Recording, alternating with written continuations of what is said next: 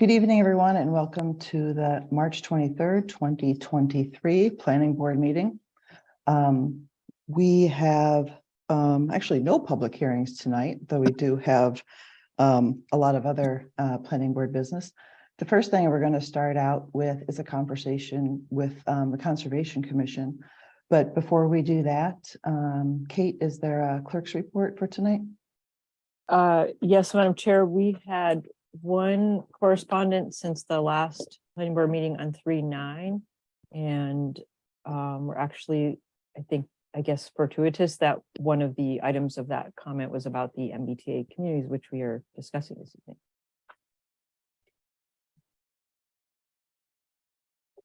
Sorry, just had to adjust my microphone. Is there anything else that you want to add? That is all. Nope, that is all. Thank you. Great, thank you. All right, so as I said, the first item up on our agenda is a joint meeting with the Conservation Commission. Do you need to officially open your meeting, Kathy? Yes, we do. And I am officially opening the Conservation Commission meeting for 3/23 with the Planning Board, and we do have a quorum. And I guess I should just I should note that the meeting, as I didn't note it before, that the meeting is being broadcast and recorded for our audience out there. With that said, I thought the first thing we could do is just to, because I don't know how many of the Planning Board and the Conservation Commission actually can know each other or can attach faces to the names that are on the website. So I would just ask the Planning Board to just very briefly introduce yourselves. I'll start off and then we can continue in voting order. And really just to keep it simple, I would just say that I have lived in Tricia Kendall. I obviously chaired the Planning Board this year. I've lived in Ashland for 19 years and I'm a registered architect with my own practice that focuses on single family homes. Deepa? I'm Deepa Venkat.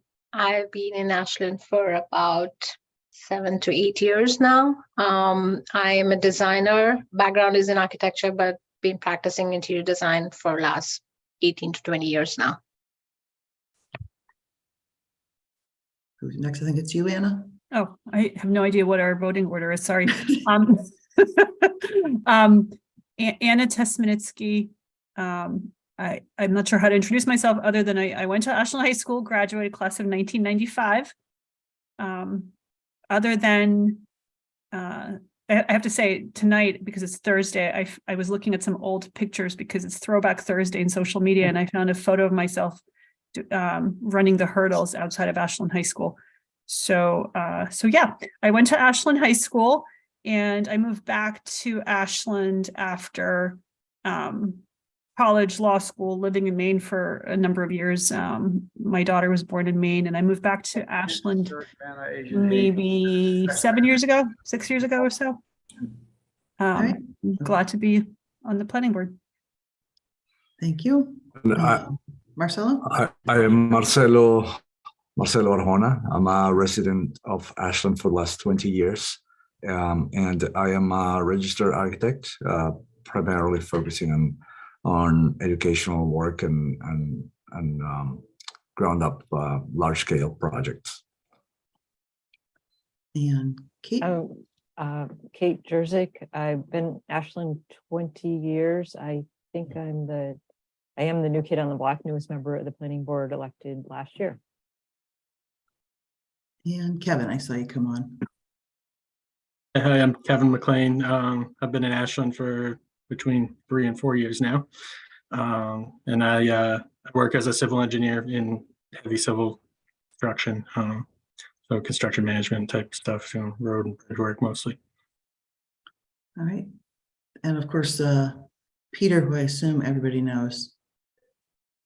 I can just say, how you doing? My name is Peter Magic. I'm the town planner. I think I know everybody on the Concom, but it's very great to see you again. And it's obviously great to see Preston again, who when I came to Ashland 4 years ago, was the chair of the planning board. So hello, Preston. All right, Kathy, can we hear from your group? Sure.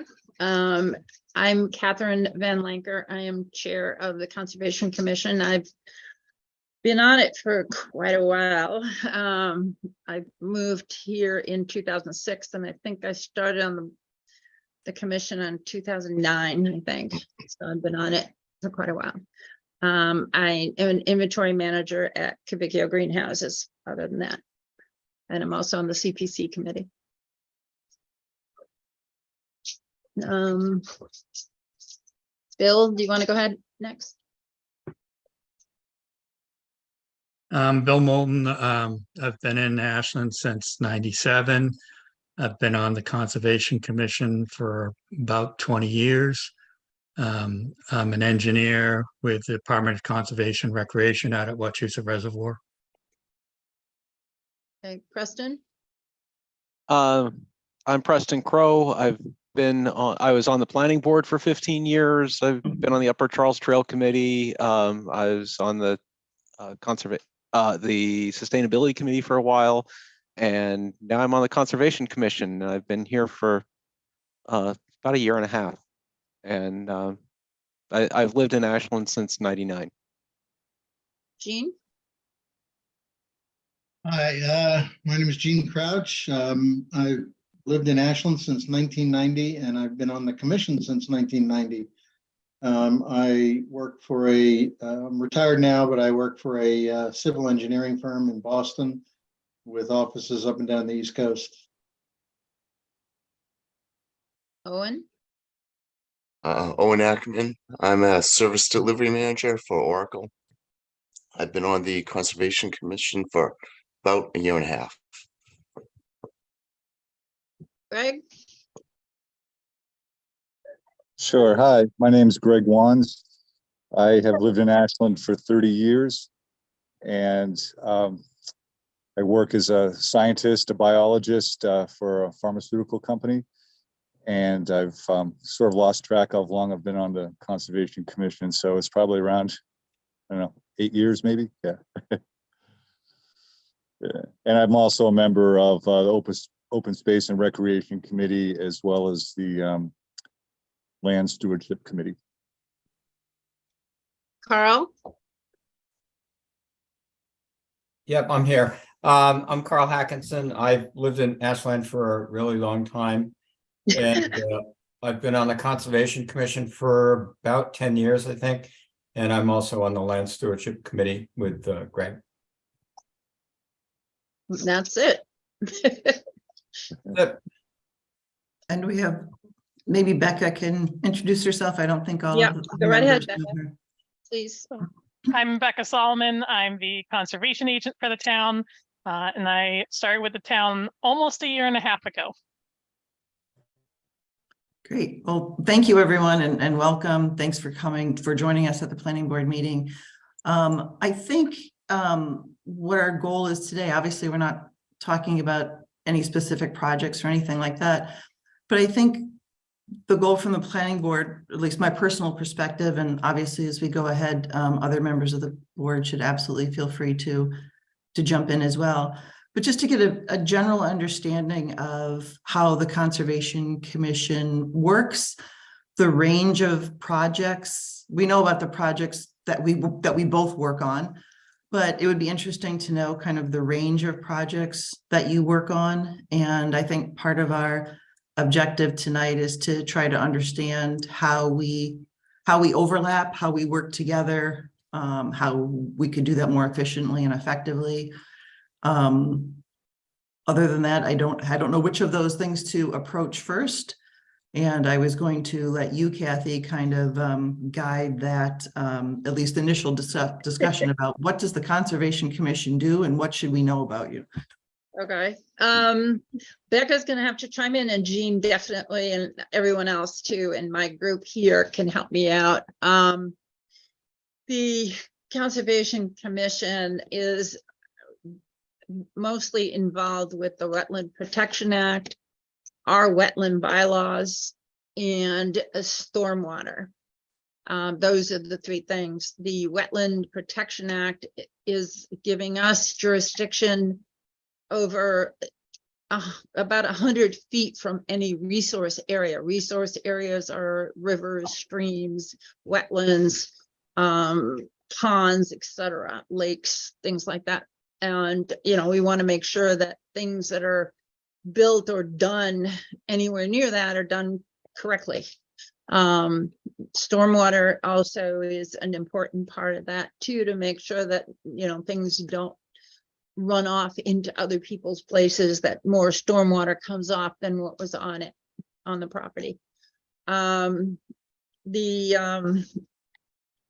Mostly what will happen is a large project, they will really be contacting our agent in most cases and letting her know, hey, this is what's going on. And most of them will know if they need to do a notice of intent, which is really a longer process. Homeowners might not have to do a notice of intent, but WACA will guide them in terms of that. There are times where you can do a resource determination of applicability, where we might say that what they're planning on doing is not going to impact a wetland or a resource area at all. So we're okay with that, you know, and we'll tell them, no, you have to do a notice of intent as well. Stormwater, I think it's, if it's, more than 5,000 square feet are touched, correct, Becca? Yeah, okay. So if they're, go ahead. Yeah, it's more than 5,000 square feet. There's also a couple of other triggers. The one the planning board might be most familiar with is if it goes to site plan review, it automatically triggers stormwater. And so sometimes people will come and request a waiver if they're not doing any increase in impervious cover, but most of the time they do a stormwater permit with us if they go to your site plan review. So, I mean, that's the kind of general type of things. I mean, Jean is definitely our most talented of us, that has the most background in the Wetlands Protection Act and, you know, utilizing it. He has been giving us definitely some education at each of our meetings on the different things, you know, so that we are more adept at it. But Jean, can you give them more of a process, the background than I have, or? Sure. One, you mentioned the resource areas that we have jurisdiction over. You neglected to add the riverfront area, which is 200 feet from any perennial stream or river, such as the Sudbury River or Cold Spring Brook. So that goes into any area, upland or otherwise, that's within 200 feet of perennial streams.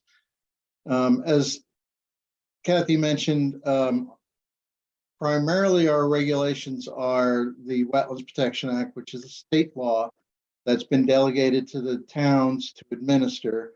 And typically the towns, in our case, delegated it to the Conservation Commission.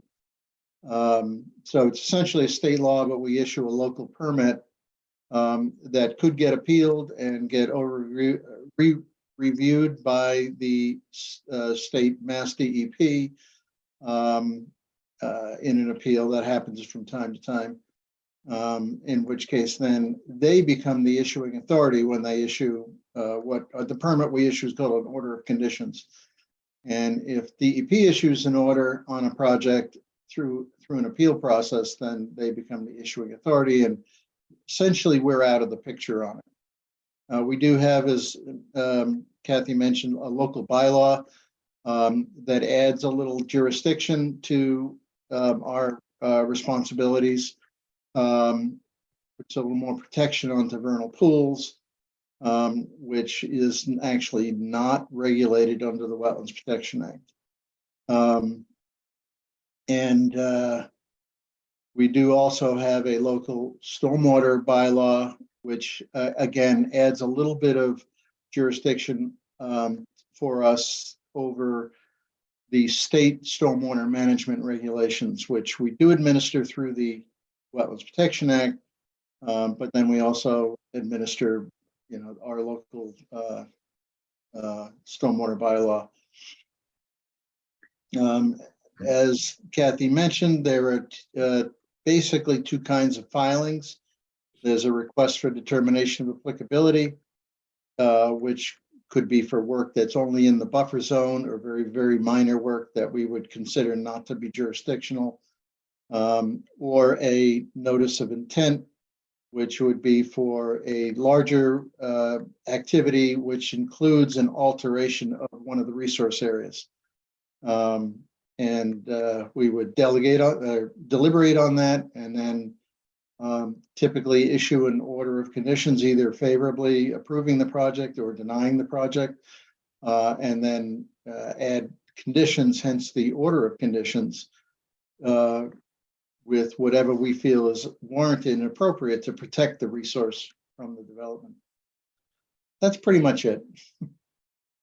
Anna, do you have a? Can I ask a clarifying question? I think for me, where I sometimes I'm confused is what is your jurisdiction automatically versus what are things that we as planning board members should be aware of, where we might want to say, hey, we want to make sure Concom takes a look at this. And you mentioned vernal pools, and I don't know much about that, and I'll have to look at the bylaw to educate myself more.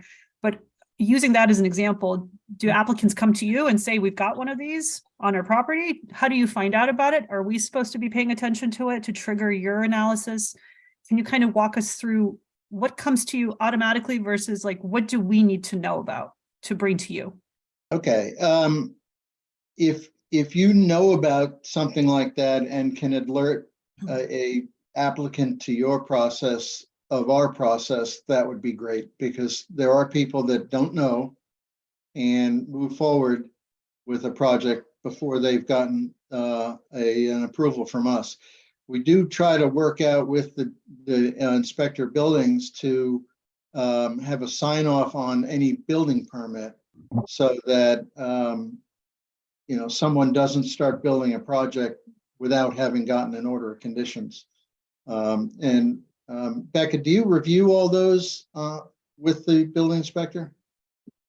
Yeah, so what happens internally is that when the building inspector gets a permit, and we cross-reference it with a list of properties that have wetlands, I'll usually do a check of any aerial photos just to make sure there's nothing that isn't already mapped, and see if there's anything that looks like wetlands. And we would then notify the homeowner that they need to apply with conservation first. Typically, the building inspector does not issue his permits until conservation has been applied for and approved for, in case there's anything conservation needs changed.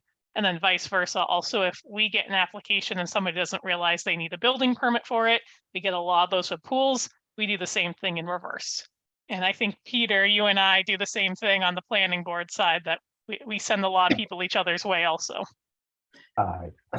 So Becca and I, we're on Zoom tonight, but we are, as a voice shot and or earshot away from each other in the office. And that would also include Doug Scott, our building commissioner, who I think some of you do know. But our corner of the office, which also includes Alvaro, our assistant planner, we all work very closely together upstairs and obviously on the second floor, which also includes the Board of Health. And obviously they're not represented here tonight, but obviously I think that kind of brings together the inspectional services with our admin support and our additional inspectors, like for the full-time staff members, Becca and myself and Doug and Alvaro, work on one side of the office all together on all elements of this stuff. So does that mean that any project that comes in for any size of building permit, if they're going to do something on the ground, I mean, not a roof replacement or anything like that, but anything on the ground, will that project be reviewed for issues with wetlands? Is it always looked at? No matter if it's a single family home or if it's obviously large projects, they go through it anyway. But is someone looking at everything? Yeah, for most situations, when our building inspector gets any kind of permit, he plops the plan down in front of me and asks me to make sure there's no wetlands issue. And I know his assistant Ro also has a list from my predecessor, Megan, that she put together that cross-references every single property that has wetlands or buffer zone or floodplain is one of the other resource areas we haven't mentioned yet.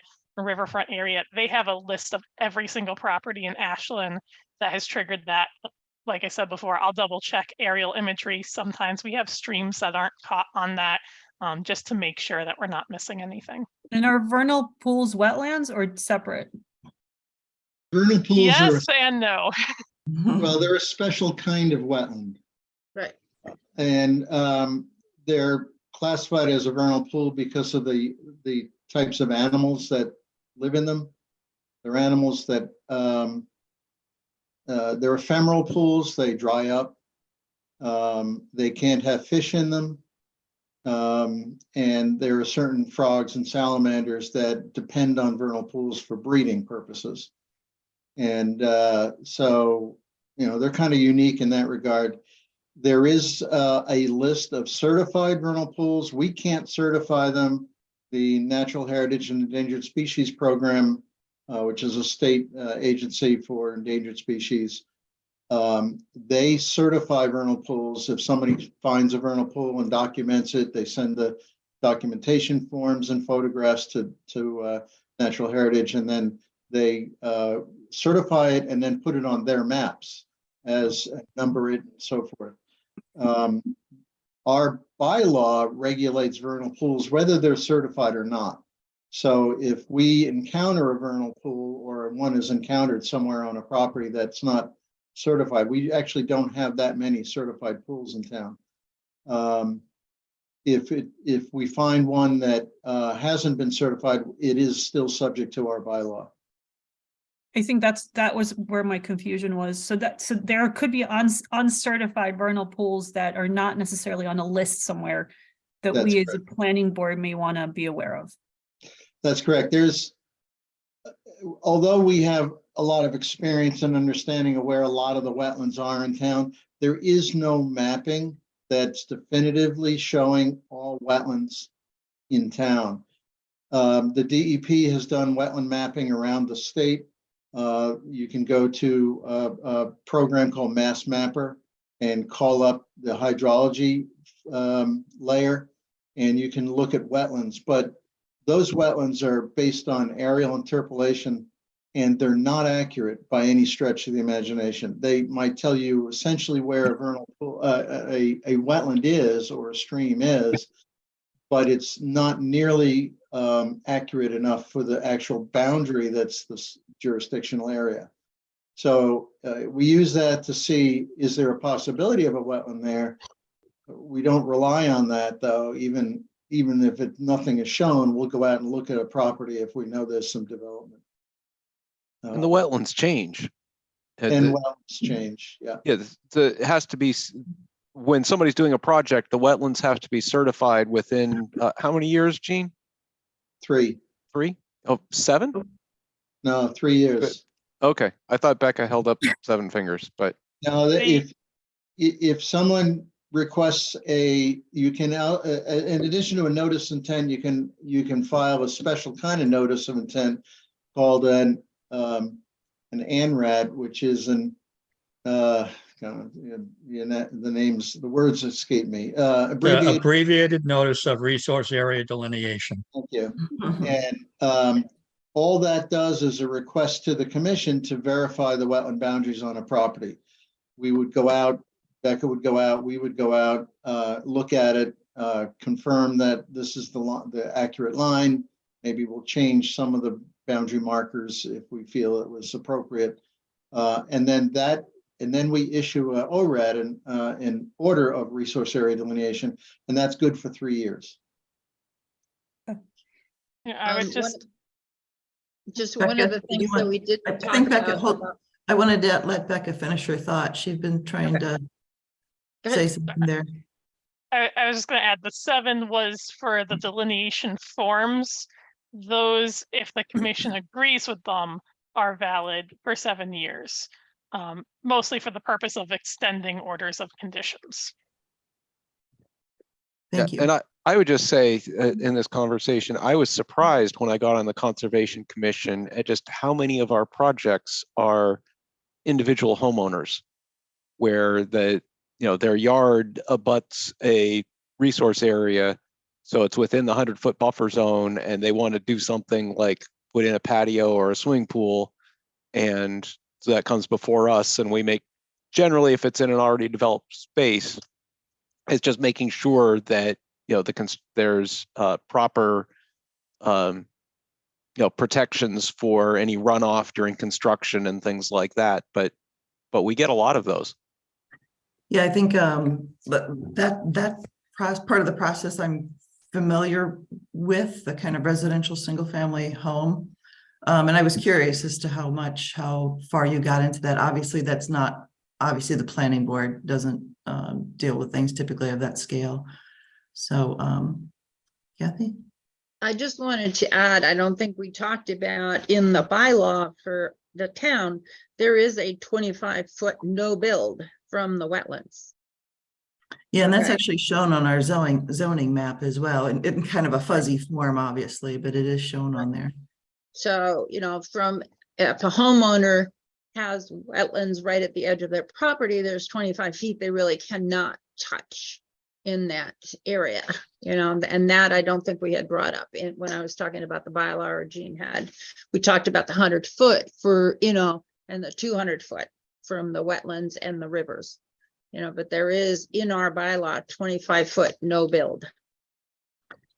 And I just wanted to note to the Conservation Commission that though we've invited you here and we're going to drill you for information because that's our ulterior goal. But if you have questions that go in our direction, please feel free to jump in as well. Because otherwise I'd like to, you know, obviously the whole board, if you have questions that you would like to direct to the Conservation Commission, please raise your hand or just feel free to jump in. I had one more, but I want to give the other members of the planning board a chance before I ask my second question. I see Kate's hand up. We could go to Kate first. So I have a question, the best way to work with the board. So if we have a project that is within, say, a waterway and there's buffer zones, and that's not really under the planning board purview, it's under conservation, but the developer might be placing, you know, part of the structure in a, you know, we have some common awareness of that. What's the best way to, I guess, settle that? Because like the planning board might be looking to approve a project, but we're not sure of really a buildable area.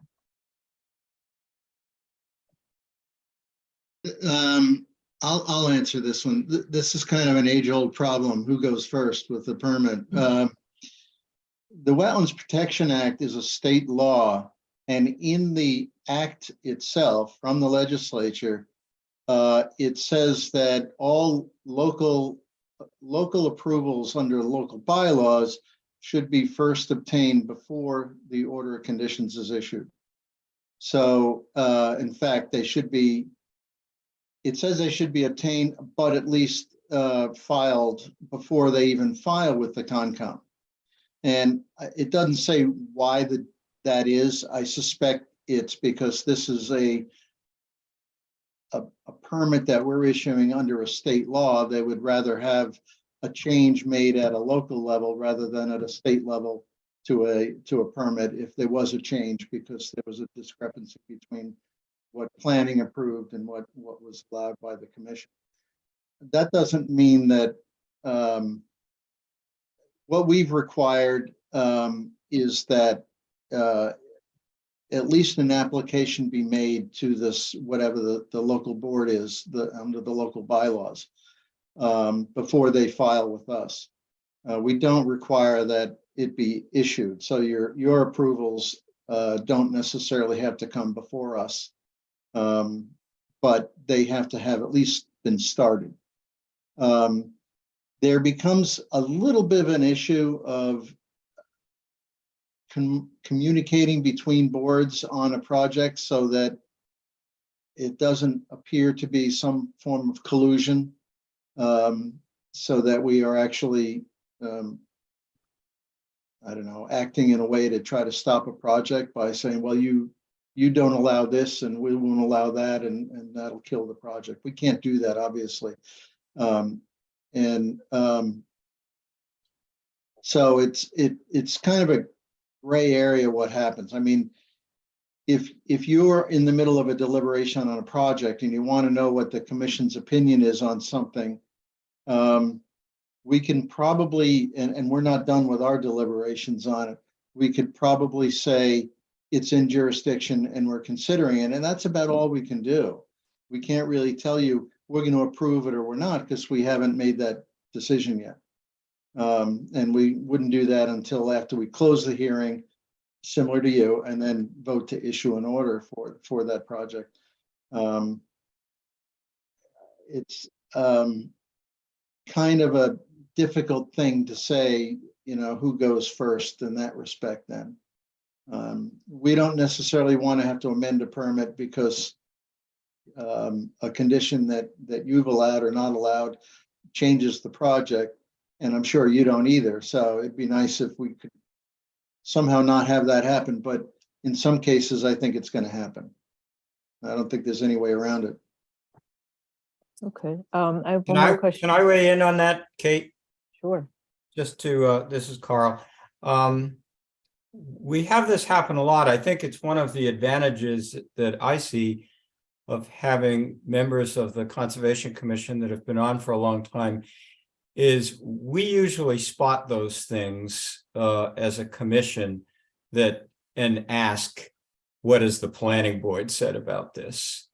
Or where are you in the planning stages? Or Board of Health.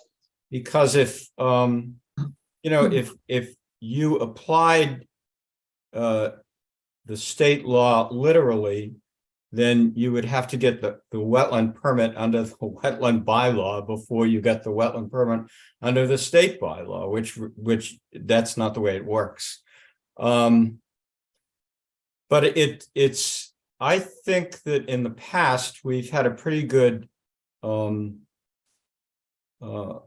relationship with the planning board, that certain things that will trigger the commission to say, what has the planning board said about this? And I know that there have been certain things for the planning board that has triggered the planning board to ask, where is this in the Concom?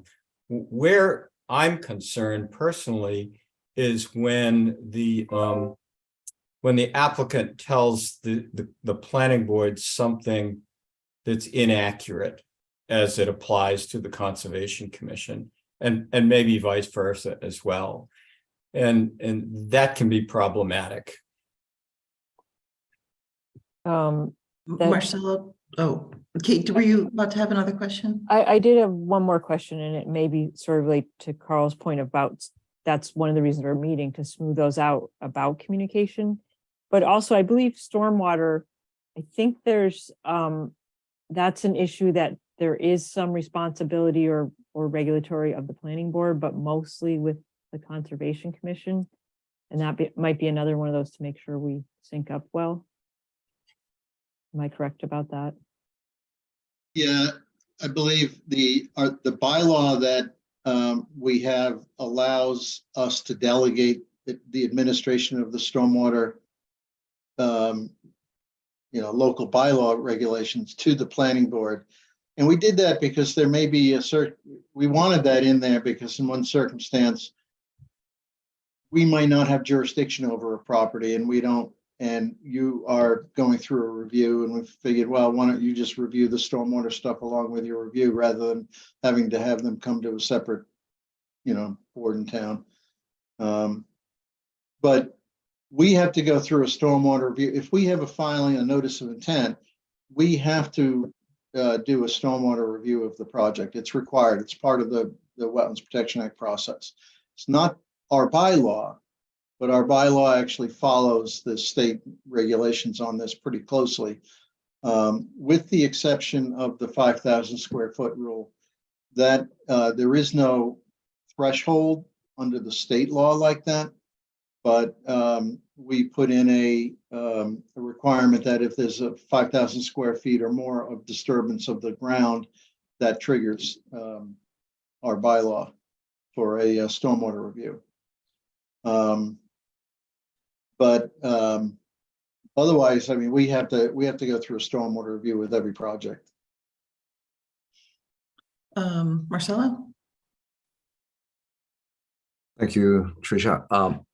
Well, there is a like a big picture subject that is very dear to my heart, and out of ignorance, I would just, more than a question, I would like to learn a little bit more about the conservation commission's dealings with this subject, and in the past and maybe in the near future, and it's the subject of the river that crosses our town. I guess it's under your jurisdiction, and I guess I have expressed several times that there's not many towns in around that have the luxury of having a river crossing close to their downtown, and it's always felt to me that this river has been, with the industrial past of our town, has been utilized and harmed in many ways, and it's kind of been neglected. That's how it feels to me, and it's such a great resource, and my dream would be how that becomes a public asset that really can be enjoyed a lot more than just sitting out there on that little bridge. In addition to that, there's an ongoing project that I think already went through your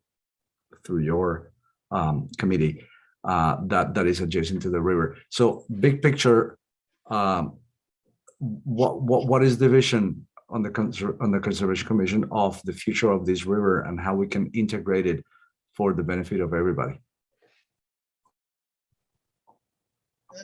Well, that's a good question. The Conservation Commission is a regulatory board. We react to projects that are presented before us. We're not typically sponsors of projects. It happens from time to time, but for the most part, we're not sponsors of projects. There is a lot of privately held land along the river, and we have no jurisdiction over that other than when the people that own that property want to do something and it's within our jurisdiction, our purview.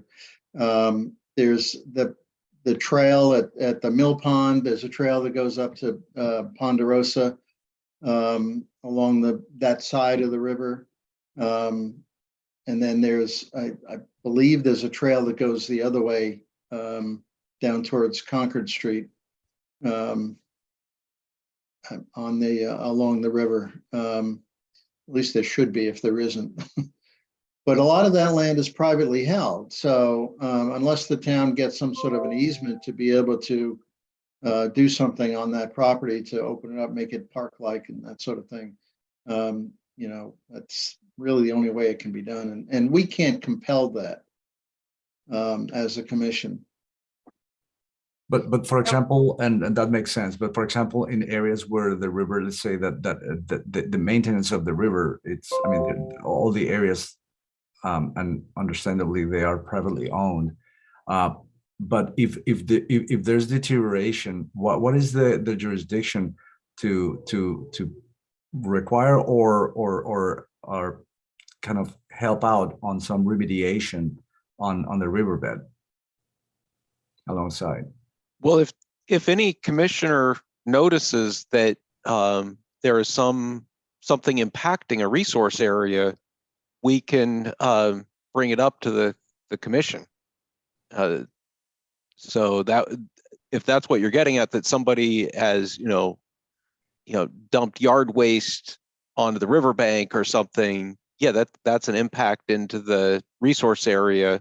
And there's a process for a violation, which means somebody did something to a resource area without a permit. And there are a number of times when we've taken action on things like that. I would just add to help clarify, as far as the Conservation Commission goes, when they're looking at permits and approving them, there's very specific spelled out reasons why the commission could deny a project. And those are normally lack of information, or it does not meet the regulations. The regulations which are defined in the Wetlands Protection Act and in the local wetlands bylaw. And so those regulations don't say you cannot develop in resource areas it sets aside performance standards that you have to meet in order to do that type of work. And so the commission can't say, we want to keep the river 100% natural and only recreation. That's just not in their jurisdiction. And hopefully that helps clarify for that question as well. Well, the other thing too is, I mean, if there's like some natural erosion going on, we would not necessarily promote some measure to protect that or prevent that. The town might, the DPW might, the landowner might, and then they would have to come to us and we would have to approve it. But we wouldn't go out and see some erosion on somebody's property and say, oh, we got to fix that. That's really not our role. If I could jump in because I kind of, yeah. Just quickly, Anna, because I know Kevin's been waiting to answer. Yeah, and I mean, it's more to kind of as a discussion item and kind of response to Marcelo, and I'd be curious how that resonates with Concom, but I thought about this, and I think, Marcelo, where there's a connection is the planning board has certain policy making jurisdiction like zoning, right? And so in some communities you have water river protection overlay districts that are passed. So let's say you have a river running through downtown. The planning board could propose a zoning change to protect that downtown relative to the use of the water. And at that point, that could create jurisdiction for Concom relative to specific protection. So that's how other communities have addressed it, where planning board is policy, Concom is regulation. Do you want to comment on that, Becca? I saw you nodding. I was just kind of in agreement. I've seen a lot of communities do river exclusionary zones, riparian zoning, that type of thing. So absolutely what Anna said. Thank you. Okay, so I want to get back to Kevin. He's been waiting up there in the corner of my screen. Thanks. I guess my question, just because it's kind of how I deal with Concom's in my job and my daily life, is who does like the policing of this for you guys? So right, like the order of conditions is written, and with some of these bigger projects, you know, obviously they need to be maintaining their silt fences and their construction entrances and writing their SWIP reports and yada yada. And you know, I don't personally know any of these contractors, and I don't know if they do a great job, but like, who polices it? Who do I call if I see dirt tracked in the street and that kind of thing? And related to that, there was a project recently on Chestnut Street where like there was an old recreated wetland that needed to be cleaned out of all the invasives before they were able to go forward with their new project there. So like, did that fall through the cracks, or was there an O&M manual for that wetland that nobody was keeping up with, or does that stuff just like get signed off on once it's built and then let nature take its course? I would say in most cases, go ahead, Jean, you wanna? Well, I was just going to say on Chestnut Street, I think you're referring to the detention basin for the Old Fafford. Yeah, that's not actually a jurisdictional wetland. Detention basins, once they're built and once they were approved by the commission, which that was, they are no longer, I mean, that was built in an upland. It's illegal to build a detention basin in a wetland, and we would never allow that. That was a dugout basin in an upland. It got choked off with cattails. They came before us to, I forget now what the purpose of it was. Carl, you probably remember. But we brought up the issue of the maintenance in that detention basin, that it hadn't been done forever. And we actually required them to do that, to clean that out and improve it, because the concern there was they were asking to develop a part of the site that was going to contribute more water than was originally approved to that basin. That's a big basin, and it has lost capacity because it filled in. So we said, you got to clean that out, make sure, prove to us that it has capacity to handle the water that's coming into it now and this additional runoff that you're anticipating putting there. So that was a requirement of us to have them open that up and restore that detention basin. Did you have a second? I think you had a second question there, Kevin, didn't you? To answer his question in terms of who does he tell, the thing would be to really let Becca know.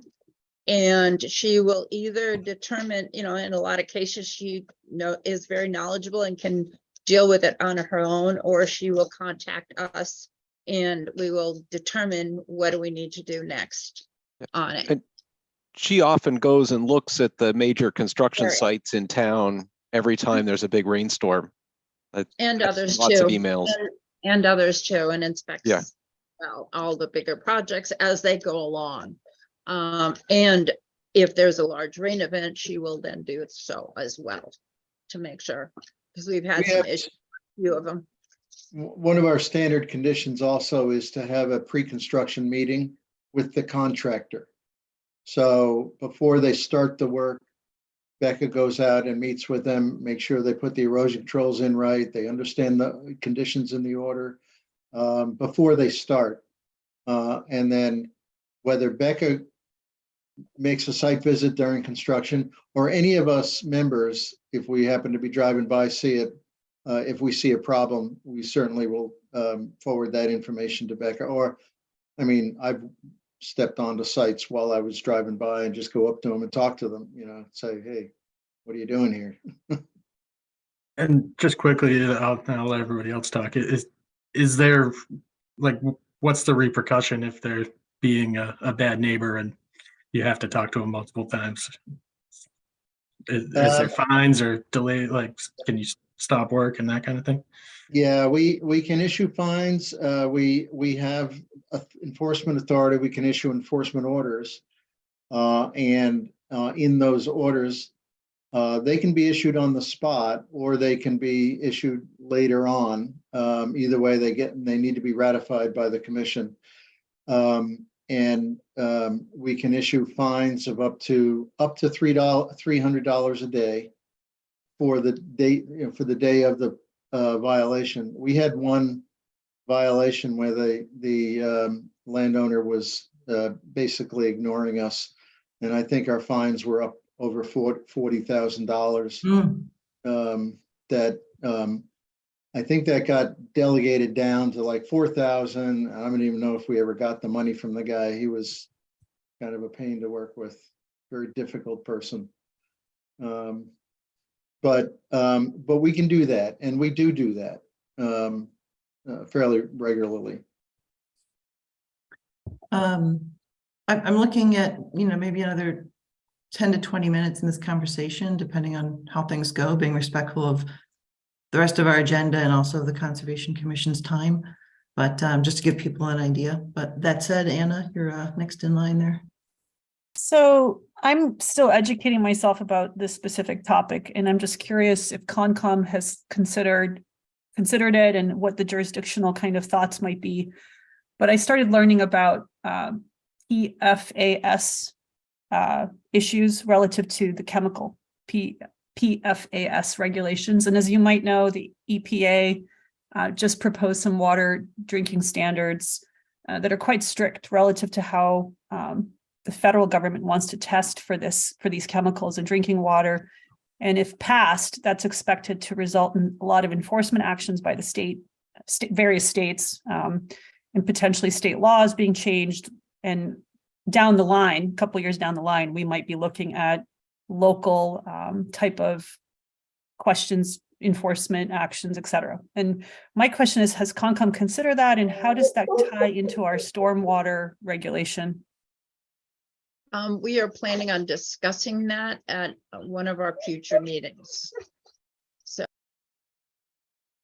it would be very helpful if we could get an update from you guys as to what your thoughts are and how we could work with you, because I would assume that's going to have a massive impact on all of us very soon. The problem with PFAS is you got to test for it, and the action levels are in parts per trillion. They're very, very low. It's been around for years. We've been exposed to it for years, and finally somebody has taken notice of it. I don't know.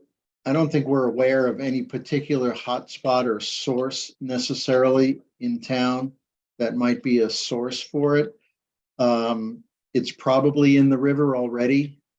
It's probably pretty prevalent in town, in the soil, and in our, for that matter, in our bodies. It's just so insidious in the environment. Until there's more testing around town, I don't know that we would necessarily know where there might be some. One area of concern would be the fire department if they use firefighting foam, because that certainly is a source for PFAS. And if they had a practice facility over on Chestnut Street, not Chestnut Street, on Cedar Street. What is it? Cedar Street. Cedar Street, thank you. If they had a testing or a practice place over there where they use firefighting foam, I would be not surprised to see PFAS on the ground over there. And Jean, I don't know if you're aware, but only last week, the state did issue high levels at Ashland State Park. So clearly it's in our area. Yeah. And in doing I did see that. You're right. Yeah, and doing a little bit of research, it looks like the Board of Health is the one who has jurisdiction to test private wells in our community for those landowners who have private wells. And I guess what I'm anticipating, if the regulations apparently that are proposed by the EPA would have the lowest possible testing limit for labs. So it would be extremely easy to have high level. And clearly we would, because Ashland State Park already has it as of last week. So if Ashland State Park has it, that's why I'm thinking about stormwater regulations specifically relative to projects that might impact that particular drinking water location, even though we're not drinking it.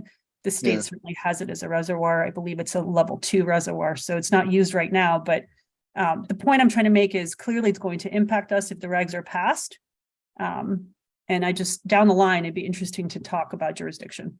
Yeah, it's a really tough issue because, like I say, you can't see it. It's not like oil. If there's oil spilled on the ground or oil floating down a stream, that's something visual, and we can see it, we can smell it.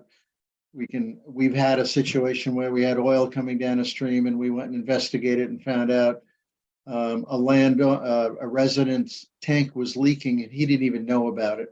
And his backyard was saturated with oil, and it was getting into the stream. But if PFAS, you can't see it, so it doesn't have a color, it doesn't have a smell, it doesn't have anything that would be obvious.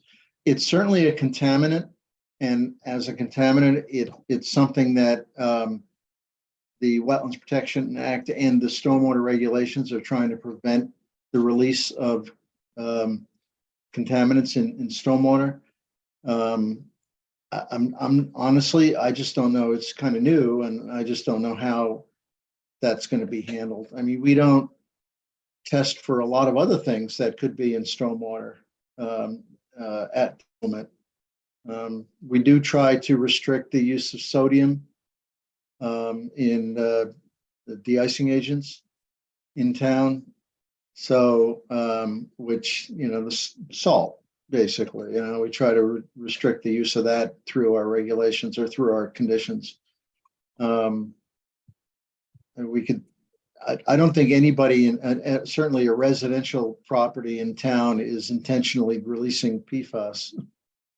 I looked into it. I mean, it's the household use is mostly limited. There are certain kind of chemicals, obviously, but it sounds like it's primarily about commercial products that we all utilize in our homes. Anything in your home might have it.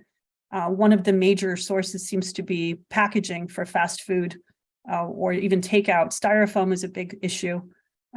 So, presumably anytime we're growing as a community, 5, 6 years from now, if this regulation is passed by the EPA, there could be a lot of, from what I understand, the concept is to have states go after companies that produce these chemicals to outlaw them and then have actions against them, right?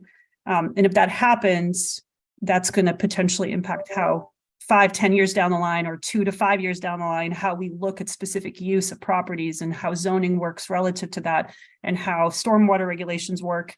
Let's say at a fast food restaurant that has a lot of takeout packaging, that is being sued by the state for, the package manufacturer is being sued by the state for PFAS issues. How is that going to impact stormwater regulation in our community if that facility is producing a lot of stormwater? These are the kinds of things I think at some point we should talk about, not now, but when we all learn about it. So.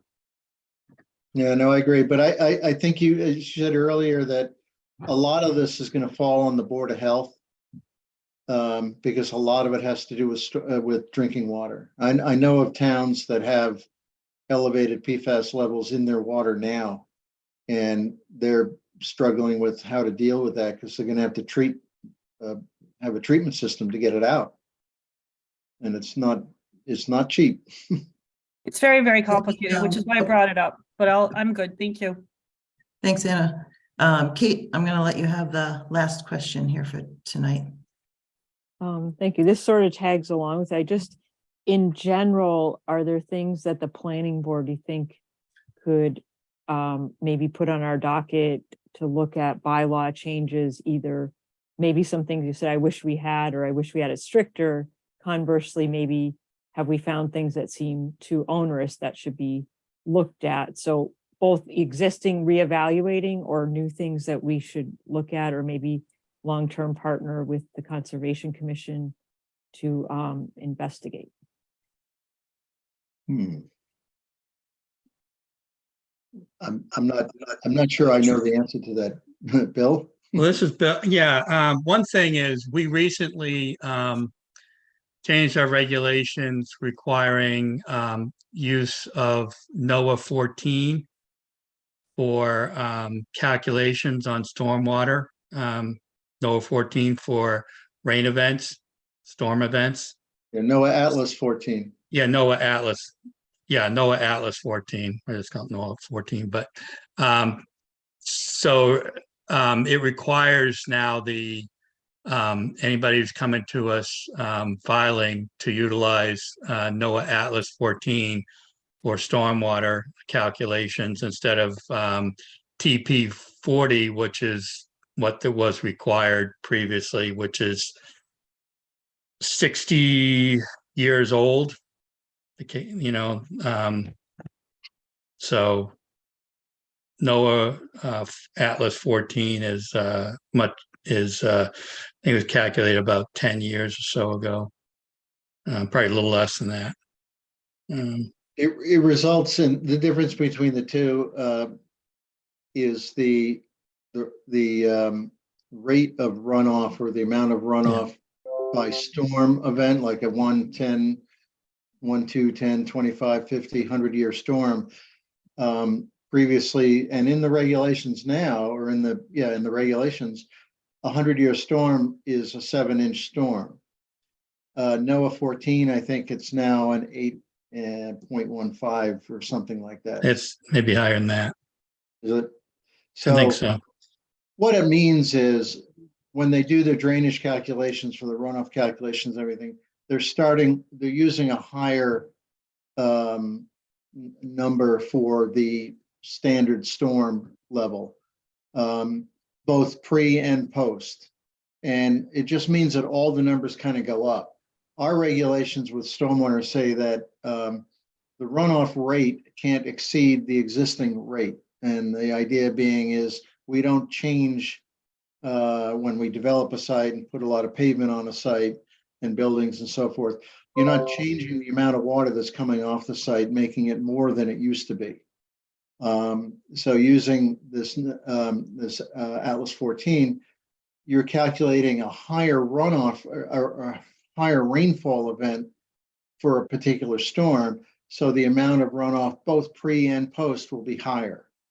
But the requirements are that of the designer is that the rate of runoff doesn't exceed that original or pre-existing rate. That's part of the regulations. There's other things too, but that's a big part of it. And that's why you see all these big detention basins around, because what they are is a kind of a storage bin for water. It goes in there, it fills that up, and then it's slowly released so that the rate of runoff at the end, at wherever that design point is, hasn't exceeded what was existing. Tricia, can I jump in for 1 second? Yeah, I see Kevin's hand up too, Okay. but I think given the rest of our agenda, we're gonna have to wrap up quick and possibly have another happy to get together again. Okay. But yeah, sure, Carl, if you I want. just want to come back to a point that we made before we adjourn, that I think it's important that there be effective communication between the planning board and the Conservation Commission. Absolutely. And we can't deliberate together, but we can communicate effectively. And if there are questions that are planning board related, I think we should ask you, and vice versa. If there are wetland issues, I would say that the planning board shouldn't be afraid to bring them to Becca's attention, and she can bring them to us. I think that's exactly why we wanted to do this. And I think everyone on the planning board was in favor of doing it, so that we get to see your faces, get to see who the people are, that not just the anonymous Concom, you know, and understand a little bit about your process, what you have the authority to do, what you don't, so that we just have a start of a better understanding about that as we do our work. Kevin, did you want to jump in a minute there? Yeah, just the talk about the stormwater permit and the change reminded me of a couple of recent projects where I might be getting this wrong, but there was something that I think they both said they couldn't meet, that it was like nutrient removal or something like that. And TSS removal. yeah, and so that's right. And so in place of that, they needed to have a larger like storm scepter underground or something to hold a higher capacity. Is there actually, you know, are both just as good as each other, or is it worthwhile to like, would it be good if they had an incentive to find a way to do the TSS removal rather than the larger basin? Well, if you read the manufacturer's literature on a storm scepter, they sound like they are really good in function. The reality is they're not that good. They'll say they're getting 80% removal. DEP says you can count 25% removal for it. So it's considerably less. And that's probably about right. They can be considered a pre-treatment event unit, but not an end unit treatment event. A basin will do much better itself, but they use these underground units because they don't have the room for a basin. So just to give you an understanding of how well they work or not, and there's a million of them on the market. Everybody's got their own, you know, better mousetrap of how to try, you know, get TSS out of the stormwater. So, but the other thing I wanted to say, in sort of in concert with what Carl said, if any of your members have a question for us, you can always attend one of our meetings and ask your question in a public meeting, and we would have no problem at all in answering it relative to our review of a project. We could deliberate together, but we'd have to have a meeting together. We'd have to have a public meeting, a joint public meeting, and that has happened in the past. So Just that like is a this. possibility for some things. If that, you know, down the road, if we felt that was an important thing to do. Yeah, I could see that happening, obviously, on certain complex projects. And so, and I think meetings like this, where we're kind of opening the lines of communication will, and understanding between the two boards will definitely help facilitate those type of things in the future. So at this point, I'm gonna say we're at the, I have the to end make a of motion. step to one. adjourn. Yes, you'll need to make the motion so you can Yep. round up your board. May I have a motion to adjourn? So moved. Second, Roll call. Ackerman, aye. Crow eye. Crouch eye.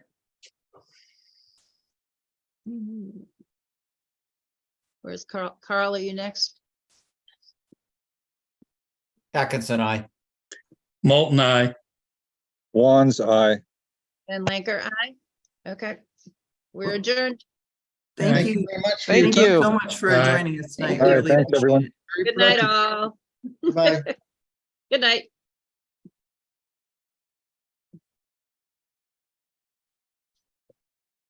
Watching as everyone flickers off my screen and the board changes.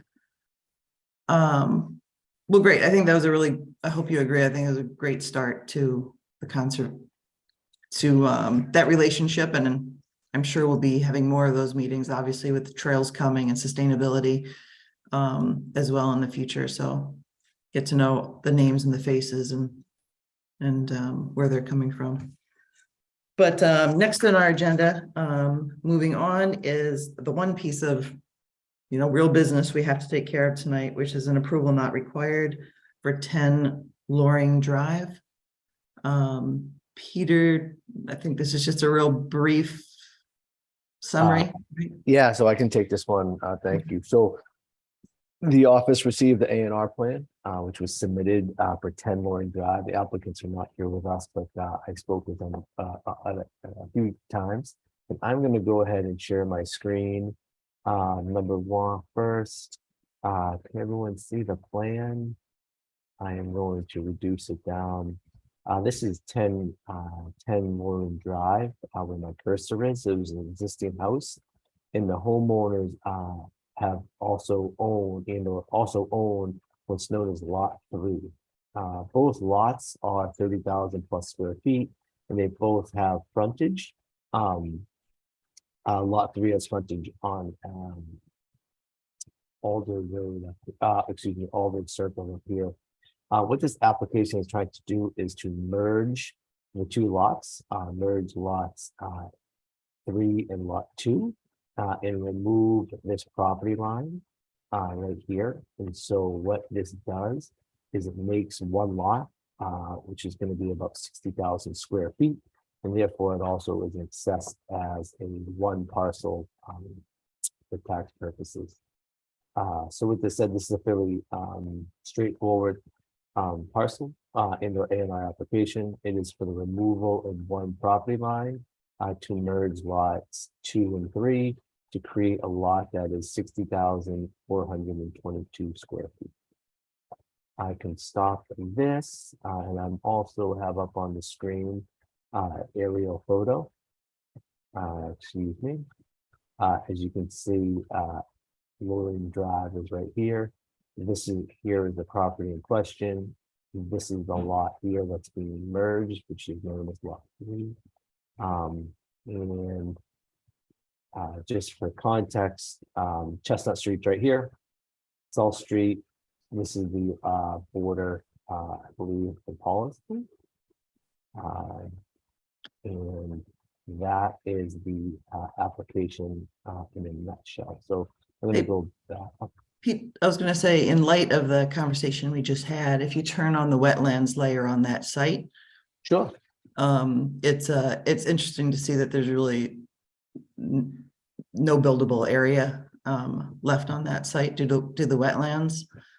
Though I believe correct. Correct me and turn off. I believe, correct me if I'm wrong, but I believe that both sites are by dimension buildable lots. That's correct. So yeah, that's but it's just correct. it was one of those cases I was taking a look at, and there's wetlands that goes basically right through the middle of it. So I thought that would be, you know, good to see. So it's land, but not really buildable land. But that is correct. Which is probably why there's no house on it already. Great. Yeah, there also is an easement that passes through here, right? Which is a 30-foot wide drainage easement. I don't know why I stopped my screen sharing. I'm sorry. So does anyone else have anyone has any questions or comments about this?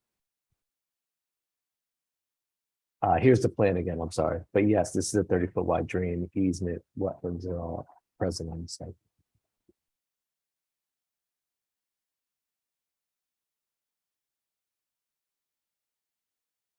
Questions?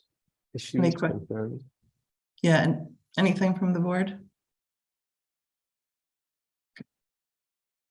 This is may not. This is just I for was- learning purpose, Tricia. But are there repercussions of allowing such things of merging two properties? Because that's going to have a large parcel that in some time, I don't know, obviously this is 60,000 square feet. It's not, then goes to a point where it becomes a multifamily project. And then is there anything that stops us from approving such things, or is there none of those concerns should be there at this point? Obviously, it's both are owned by the same. It's owned by the same person and or the same LLC. With that said, it's still also zoned residential A, so only one house could be built on that lot. Okay. And so therefore that, multifamily doesn't really come into play in that question, because that one lot can still has to abide by the zoning, which is single family residential. So what's triggering this combining two lots into one? I think they may have just became an owner. I don't know. It said on the application, lower tax rate, one big lot versus. Yeah, owning two that's the smaller. only thing that is on this paper. Okay. Yeah, that's pretty much it, and so they're looking to merge it. They'll update their obviously record this plan, they'll update their deed, and then obviously they're going to be taxed on the one parcel. Thank you. So, are there any other questions or concerns from the board?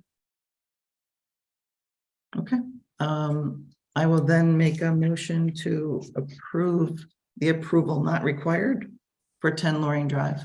I'll second that. And a roll call vote. Deepa Venkatai. Anita Tesmanitsky, aye. Phil Hona, aye. Catherine Jersey, aye. And Tricia Kendall, aye. All right. And the rest of the items on our agenda are basically just discussions amongst ourselves, updates and discussions. And so the first one of those, I think everyone is aware that we're looking at, how we can make our meetings of reasonable length. Everyone seemed interested in that topic. General agreement for wanting to get them more under control. So Peter, I don't know if you can bring up on your screen the proposed agenda I sent out. I didn't know what to call it actually, but proposed schedule for meetings. And obviously no two of our meetings are ever alike. So really this is just about how to begin a meeting, how to end a meeting, and then how we start to deal with whatever we do have in the middle. And I think the more we get in control of our public hearing process in all ways, the more time we'll have for other planning issues, which Anna has often talked about, having more time for planning. So this is an attempt to help that happen. I think I mentioned in the email, Anna had kind of provided a good draft that I started to work from with input from other thoughts from people on the committee over time. So the first thing I wanted to ask on here is the 7:15 meeting time still the best option for the planning board? I only mention it because it's just we're the only committee that starts at 7:15, right? And it doesn't matter to me, but obviously if it matters people on the board, I'm fine with that. It was just a question. I'm okay with starting at 7 if the rest of the board is okay with that. Are there people that are in Boston have trouble getting back for 7 or having time to have dinner or would start earlier, hopefully get out earlier? I personally like having that little wiggle room if I get stuck at work. Because I know when I first got on the board, we had talked about 7, and I think everyone said no. I mean, if the majority wants to do that, I'll make it work, but it just gives a little wiggle room if you're stuck at work. Okay, I'm not sure what the, And I am indifferent. Both work, I guess. If we were to move it for whatever reason, I would hope that that would also detract from the other end of the meeting as opposed to making it longer. But that's of right. course, if someone like Kate doesn't have enough time to do it, then I don't see a reason to move it. Right. Well, then let's just keep it where it is for now. There doesn't seem to be too strong of opinions one way or another. So we can always change it later if circumstances change. Obviously, then we have the clerk's report. And then one idea was to have a little bit of time for public comment. This would be the way that the select board does. They have public comment. I think every meeting, though I'm not for sure on that, where they give a chance for people to talk about things that may not be on the agenda that night or just ideas for the planning board. I think the critical thing would probably to keep that time under control. Though there are things with open meeting law that we can do and that we can't do. So any feedback on that? I think the idea is good, but the danger is really the time management, and it could start becoming its own discussion that takes away from the actual open meeting. So it's a time management issue, I think. I think if we introduce it very clearly, like, hey, we chose as a planning board to have a 10-minute public comment. We may run out of time if there's more than 5 people here. But we meet every 2 weeks and we welcome you to come back. And if you have thoughts about a specific project, we're hoping to have public comment on those later on. I think if we're very honest about it, if we run out of time, people can come back a couple weeks later.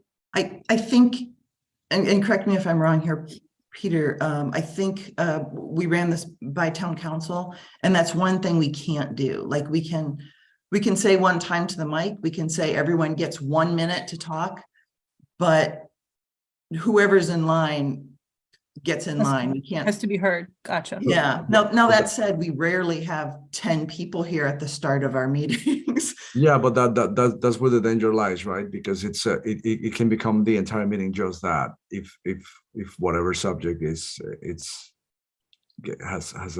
enough attention. So I don't know there's public comment on every hearing, right? I mean, that is part of the process on the project. So unless this is like targeted and non-redundant, it's obviously okay. But I think could be just an addition coming out of thin air that is just going to add, unless the discussion is very targeted. I think it's going to become get out of control pretty quickly. I think that's the I mean, for one, I think we can test it, and if it gets out of control, we can change things. I mean, the other thing I'll say is, let's say you have a big project and 100 people show up, right? So if the opinion is that if 100 people all raise their hands, we have to hear them at that hearing, right? If they all want to speak about a project that's scheduled for an hour and a half later, in theory, they don't need to speak at the beginning, as long as they're heard that night, right, on that specific project. So we certainly have handled that. We've had hearings with 100 people showing up that we've been able to navigate the public comment. Yeah, but there's a difference. But there's a difference when they're coming for a project because there's a hearing for that project. Then it makes sense. But this is kind of a free for all that then some things on some projects can get thrown in, and then you have to start refereeing the conversation, which it's probably not what the public wants either. You know, Yeah, sorry, go ahead, Deepa. I wonder, because if it's not targeted for that project, having public comments just come and share with us their thoughts, I don't know how many times it's going to trigger us to start to kind of really connect with them. For us to connect with them, we'll end up having conversations. So it's going to really not be a 5 to 10 minutes session. So it feels like I don't know, I mean, for select board topics, I don't know if it's a little different for that group versus what we do. It feels a little, I don't know, maybe there are examples that you, Trisha, that you could think of that.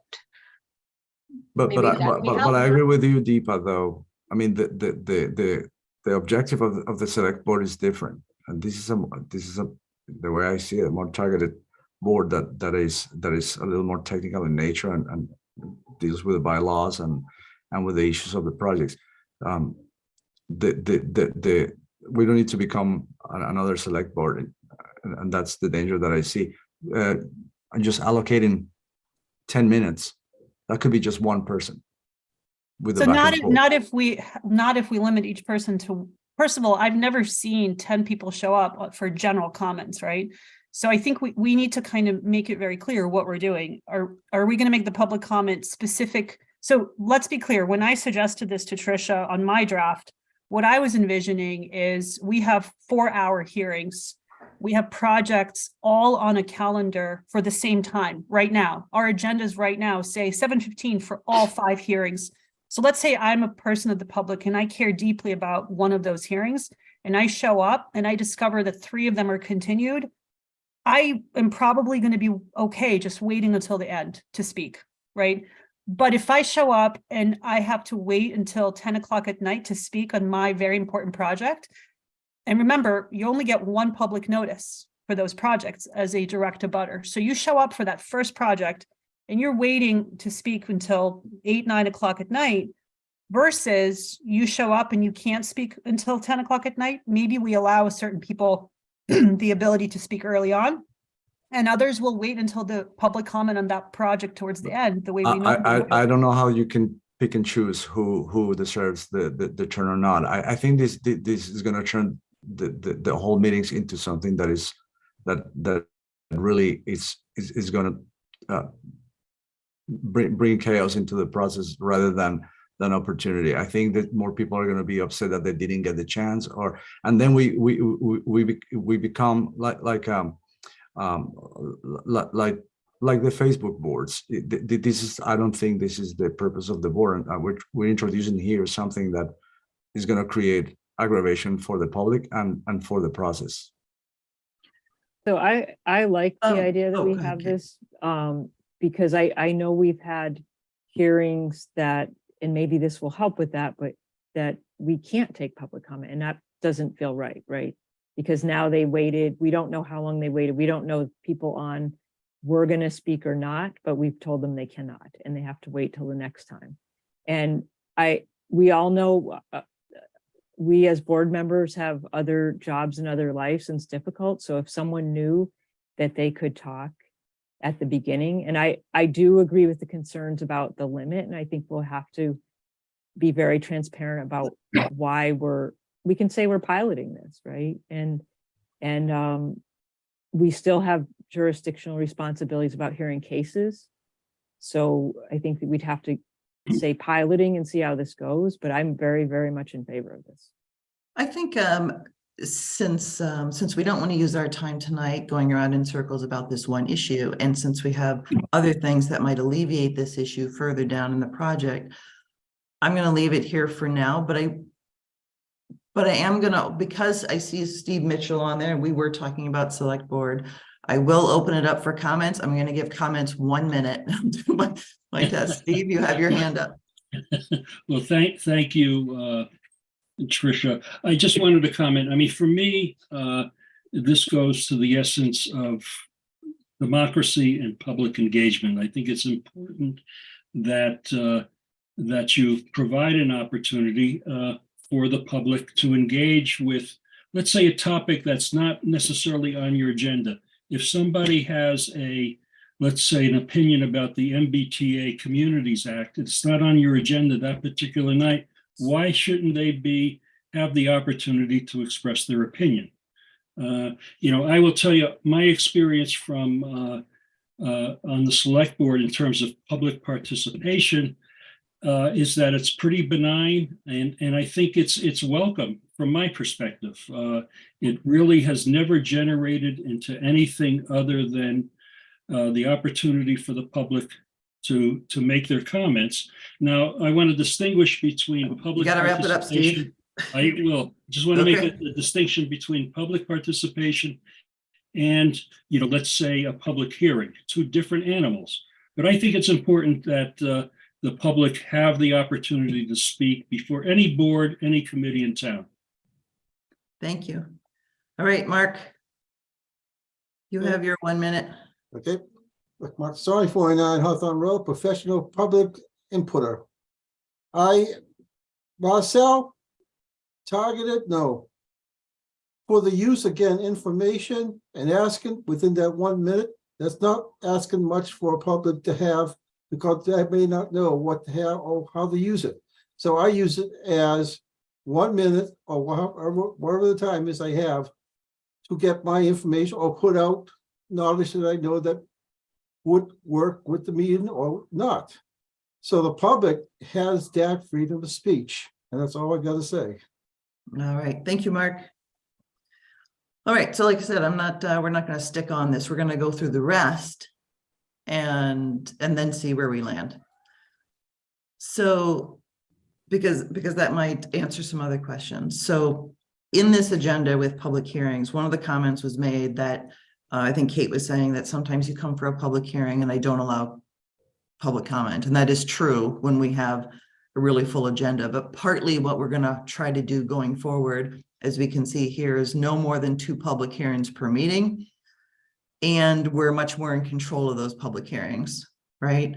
So on this agenda, then there is public comment allowed in every public hearing. And I know that doesn't accommodate the general comments that have nothing to do with the public hearing, but this is a place to start.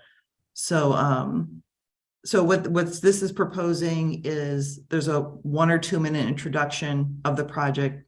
So we understand the status, if they're in Concom, if they've, whatever. We have a 10 to 15 minute presentation from the applicant. I actually think that might be more like 5 to 15 if it's the first time we're seeing a project. I really want all the information without just getting the short version, typically. But if it's just a follow-up on something, then it might just be a 5 minute presentation. They should not be repeating information to us, right? And then a 10-minute question and answer with the planning board. This is where our questions only, no commentary. 10 minutes of public comment, same as at the beginning, except it's specifically about this project. And then 20 to 25 minute discussion by the planning board, and to have a structure for that, to try to give everyone an equal voice, to try to have everyone get their primary ideas out there, maybe with a second time to have, if something else came to you, but not to have the type of elongated, sometimes repetitive discussion that we've had in the past, and then be ready to move on, that we summarize what we need for next time. If we're at the point where we're taking a vote on something, obviously we're taking a vote, but to get to that, through that process in what would end up to be right around an hour, a little before or a little less or a little more, but right around an hour per project. And these are for the big projects. This isn't for an A&R. These are for the big projects. So does anyone want to weigh in on that? I mean, if I could, I'm sorry, Kate, did you start talking first? Go for it. Okay.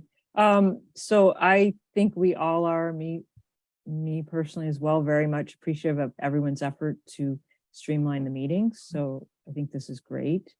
I like that it's tightening up the process. I think we will have to give some guidance to applicants about that. Like if you say 10 to 15, but we really gonna say when you come back, it's only 5, because I think they need to know that.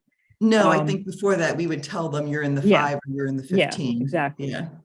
So then going through this, the part about the planning board, the 3 minutes voting orders, that I don't think that's a good idea. And I think I have a lot of reasons, but I think one of them is that if anyone's watching hearings, they can see that there's expertise of our different members, or what they're interested in or what they had more time to research on any particular case, right? And so there's been times where I think not just by chance, someone sort of takes the lead. They seem to have done more homework, right? And have more questions. And that kind of doesn't seem to fit with that. I think I have seen us I know I personally have done it. Sometimes I make a joke, like I'm third, it's ditto, right? And that's fine. And I've heard other people be very respectful of not repeating things. So that's part of my reason as well. And I think I don't see us talking over each other. I think people do get heard. I think a streamline of that time could be, I do sometimes hear us like maybe arguing against something that was said versus saying our opinion. But I haven't seen that as being a huge problem area. I think if you go back and look at our meetings,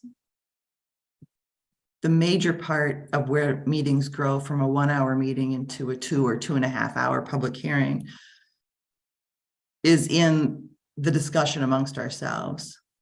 And so I guess I would say if we get to this part where the planning board is having a discussion and every planning board member who wanted to speak spoke, and we're still only at minute 40 because we didn't really have any public comment or we didn't have any questions. It was only a 5-minute presentation. Then I think we can open it up to potentially more time up to a certain limit. I would say in that case, no more than 60 minutes or something. But we could open it up for more conversation if time allows. But I think the most important thing to be with that every member of the board is heard first with your most important points, right? You have to kind of edit your own information. You have to know what's important to you on that day. There's going to be lots of things that are important to you, but just like we ask the public to make their most important point, we're going to have to do that as well, knowing that we always have another shot, right? So, but like I said, if we get through that agenda in 40 minutes, then we have more time for discussion and everyone has already had a chance to be heard as a member of the planning board. I mean, I see it both ways. I like the idea of us coming into a hearing knowing, hey guys, we've got 25 minutes for debate, right? And let's be mindful of that. And I think if we remind ourselves of that each time, because we have another hearing coming up, let's say we need more time, but we are out of time, it'll be continued, preferably with the applicant, right? If it's a site plan review, hopefully they'll agree to continue and we can have more debate later. But I, for one, think we do a really good job self-policing where I think, Tricia, you've done a great job making sure every person, hey, Marcelo, have you said it? Kate, have you said something? I think we do a really nice job going around the room to kind of make sure everyone speaks. And I have to confess, I come to some meetings over-prepared, and then I come to some meetings completely not done my homework, where other people are speaking up, and I'm grateful because I did not think of looking into that issue, or I may not have the construction experience that Kevin has, or that Kate brings in. So I'm not a fan of limiting anyone to 3 minutes because I think we're all going to have different skills, but I like the idea of adult behavior. Like, we need to understand we've got 20 to 25 minutes to debate and be mindful of that. Anyone else on the board want to weigh in? The only thing I would add is that I think this is a great start. I agree with everything Kate said. It's a good objective. I think we should show to ourselves and to the town and to the public that we are able to do something like this and pilot this before we start adding new tasks and new subjects. If we cannot handle this, which is internal, adding more stuff doesn't make sense to me. I agreed with a lot of things that Kate said, and somehow I would say the timing is one thing. The order in voting order, for example, today was a good example that I would use. I came to the table today just to listen and learn from the Concom, for example, for the first session, for example, because first of all, when they introduced the fact that they had so many years on that committee, they bring wealth of information. So irrespective of what I know from my practice, for example, I didn't ask any questions primarily because I wanted to hear and learn from them. So if I had gone first, I probably would not have any question. But at the same time, when the one question that was in my head was about how is it policed? How is that process taken? And when Gene was talking about it, he did mention that there is a process. And so when I listened to it, that question that was in my head kind of just disappeared, obviously. So I didn't say anything. So I wonder if we don't stick to that voting order, because primarily I love to listen first and then my questions start to develop after. So it may not be great from the voting order. So it may be somebody who is really interested and maybe, like Anna said, prepared, we had more questions. So I don't know if we need to put that voting order necessarily, but I do like because I've been on another board and I feel like having this kind of starting to give structure for each of the hearing would really help, not only us, but also the applicant, right? There are people who wait for 2 hours for a large project. And being in that field, you absolutely know what that really means. And that the couple that was there about a month ago for a stone wall, they waited till 11:30 to get on the call. So I think it'll help the applicants, and I think we'll do really good service to make it. It's a start. I mean, we're not going to perfect it tomorrow, but I think this is a great start. I feel like let's put 3 minutes for now and then see how it goes. And then we probably can always tweak it once. And I agree with Marcelo, before trying to do something absolutely different, 100%, we should get ourselves organized a little bit and then start to refine it. I mean, I'll say I strongly oppose the 3-minute limit per member. I have no problem with the 20 to 25 minutes by planning board, but I don't see any need for that red language at all. I think it's I'm just going to be blunt, Anna, because that 20 to 25 minutes, you and I will suck up like that, right? So that's the part that I'm trying to get control over. I don't think we would if we knew that this is how we're organizing ourselves. I think if we as a board agree that with every major hearing, when we have 2, that our debate, right, this is the debate part, is 20 to 25 minutes. If we come into that as a group with that agreement, we can be adults. We have never done that before. We've had 5 hearings. I don't think I need to have a timer out, but I will advise all members of the planning board that I will be disallowing discussion or cutting off the discussion, because everything has, in order to allow other people to have a voice. And then we'll see where we hit that line. And then I think we should have a hard and fast cutoff. I mean, hard and fast is, but somewhere in that hour mark, if everyone doesn't get everything they want to say, they can hold it till next time too. Planning board can hold it till next time. I agree with that, but then I would ask, then I think for this to work, and could be 3 minutes, could be different, that's fine. But I think the structure is definitely positive, but it will be, I think, fully dependent on you being the MC of the structure. And then we all have to be respectful of that and not start talking until you allow us to talk. And then that gives you the chance to manage, so we don't have to put the 3 minutes like Anna says, but give you the latitude to set up the rhythm. And that is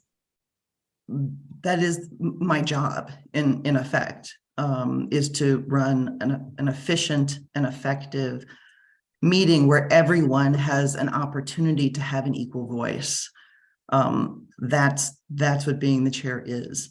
So that's the part where I do not think our meetings have been equitable, in that way. And that's the thing I would like to strive for most as we go forward in our public hearings. So, So- so if I could, I disagree with that. I think that we do an excellent job making sure that every member gets heard. I've never seen. Equally, would you say equally? So well, hear me out. I think we each have a different level of interest in certain issues. I think we also contribute very specific level of expertise. And for example, I will openly say I'm very obsessed with policy. And I've noticed that we have 3 architects and designers on the board who are very experts in design and architecture, and sometimes have extremely similar views. The 3 of you tend to unite sometimes on issues of architecture and design. So if we follow this 3-minute rule, right, then you've got 3 voices that are very architecture design oriented, 1 voice limited to 3 minutes who's obsessed with design. And Kate and Kevin, I think, tend to be more balanced. But what I'm trying to say is I disagree. I actually think this will allow design voices to dominate and limit certain types of policy, which is very squarely within our jurisdiction. And I find that the board is not as comfortable with policy as it is with design. I think you were making crazy, wild assumptions, Anna, that I really. I'm stating my opinion. You can state your opinion, but I am stating my opinion that I vehemently disagree with you, okay? And so in my opinion, and I think the opinion of everyone on the board, our meetings have not, we're doing it right now, right? Our meetings have not been efficient. They go on too long, right? And so we're going to try something different than what we have been doing. What we have been doing doesn't work, isn't working very well. So we're going to try something different, and then we will evaluate that as a board after we try it to see how that works, and then we'll tweak it again from there. And that's what is it that we're trying? We're trying the 20 to 25 minutes for debate. We are going to try to limit our conversation and to try to have members of the board, when they have the mic, to be extremely efficient about what they're saying, and that they don't get to come back and reiterate the same point that they made, right? You have to say it once. And I mean, everything you're saying, I agree with 100%. I mean, and let's see if it works. Yeah, I propose this. I did not propose the red language, and I do think that that's not appropriate. But everything else, that's the part I think that is most needed. So we're just going to have to disagree on that. So are we going to vote on this? Because I think we should. I think there's another iteration, and actually I think it's actually within the power of the chair to control the pace of the meeting. So I'm going to look at this again. I'm going to send out something else. So I just say, I don't think that in voting order, I think that's the only part that I would maybe have a problem with, because you oftentimes hear somebody else say, like Depot was saying, that, like, you know, something struck something in your mind, and now, you know, you may not have had a comment, but now you do. So I think it's great to make sure that everybody has a voice, but I'm not sure that the order matters. And then the other thing that I would say is that, you know, we have the overall 50 to 65 minutes per hearing. So I think it's great that this longer chunk is last, and I would hope that we would add back any other time that wasn't used to allow this, you know, so we know at the beginning that we're going to stop at whatever, 9 o'clock. And if we get to this section and there's 40 minutes till 9 o'clock, we can spend 40 minutes instead of 20. 40 minutes on the discussion. Right. Like just that, you know, this last item needs to be over by the end of the total hour. So if there was no 10 minutes for public comment because nobody wanted to say anything, then we add that 10 minutes to this section. Exactly. That's, and then people who want to have more time, will have that time. But if the time is limited, everyone will get the time, you know, get an equal amount of time. Trisha, the 10-minute Q&A with the PB, is that from the applicant to the planning board, or is that again questions from the planning board to the applicant? That's questions from the planning board to the applicant, but they're just questions without commentary, just clarification questions, and then the applicant answers. We typically do that now. So you have additional time to start to think about what you really want to say when you really get the mic back. So right. We are giving ourselves that literally a second round with that 20-25 minutes, that because we've cleared all our questions in the first 10 minutes.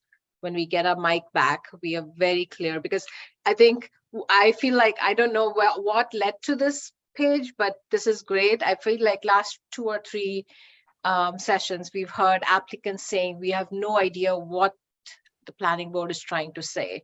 What is that? Where are you getting at? So I feel like this will help us to stop to think a little bit of what those 3 minutes or 5 minutes each, whatever that time is, to be very clear. And that will help the applicant as well get some direction of what we are trying to say. And if we have heard already somebody say that, there's no point in repeating it, which again will only help the applicant, I feel. Yeah. So I have a question / comment about that. So Yep. that 20-25 minutes, like sometimes it really is a discussion, right? And like I think half the people that have commented of our board tonight have said sometimes a person saying something like jogs you to have another question or to think about it differently. And so I think the 1 to 2 minutes by the chair or town planner, the applicant, we probably should have been doing that all along. That covers Deepa saying, you know, people seem confused, but isn't there sort of a part of discussion on the board that maybe is actually confusing because we're talking it through with each other because we're talking through it live in a public meeting? And that's what I guess I like the time limits. I think we've all said that. And I think the structure of the time limits, I feel like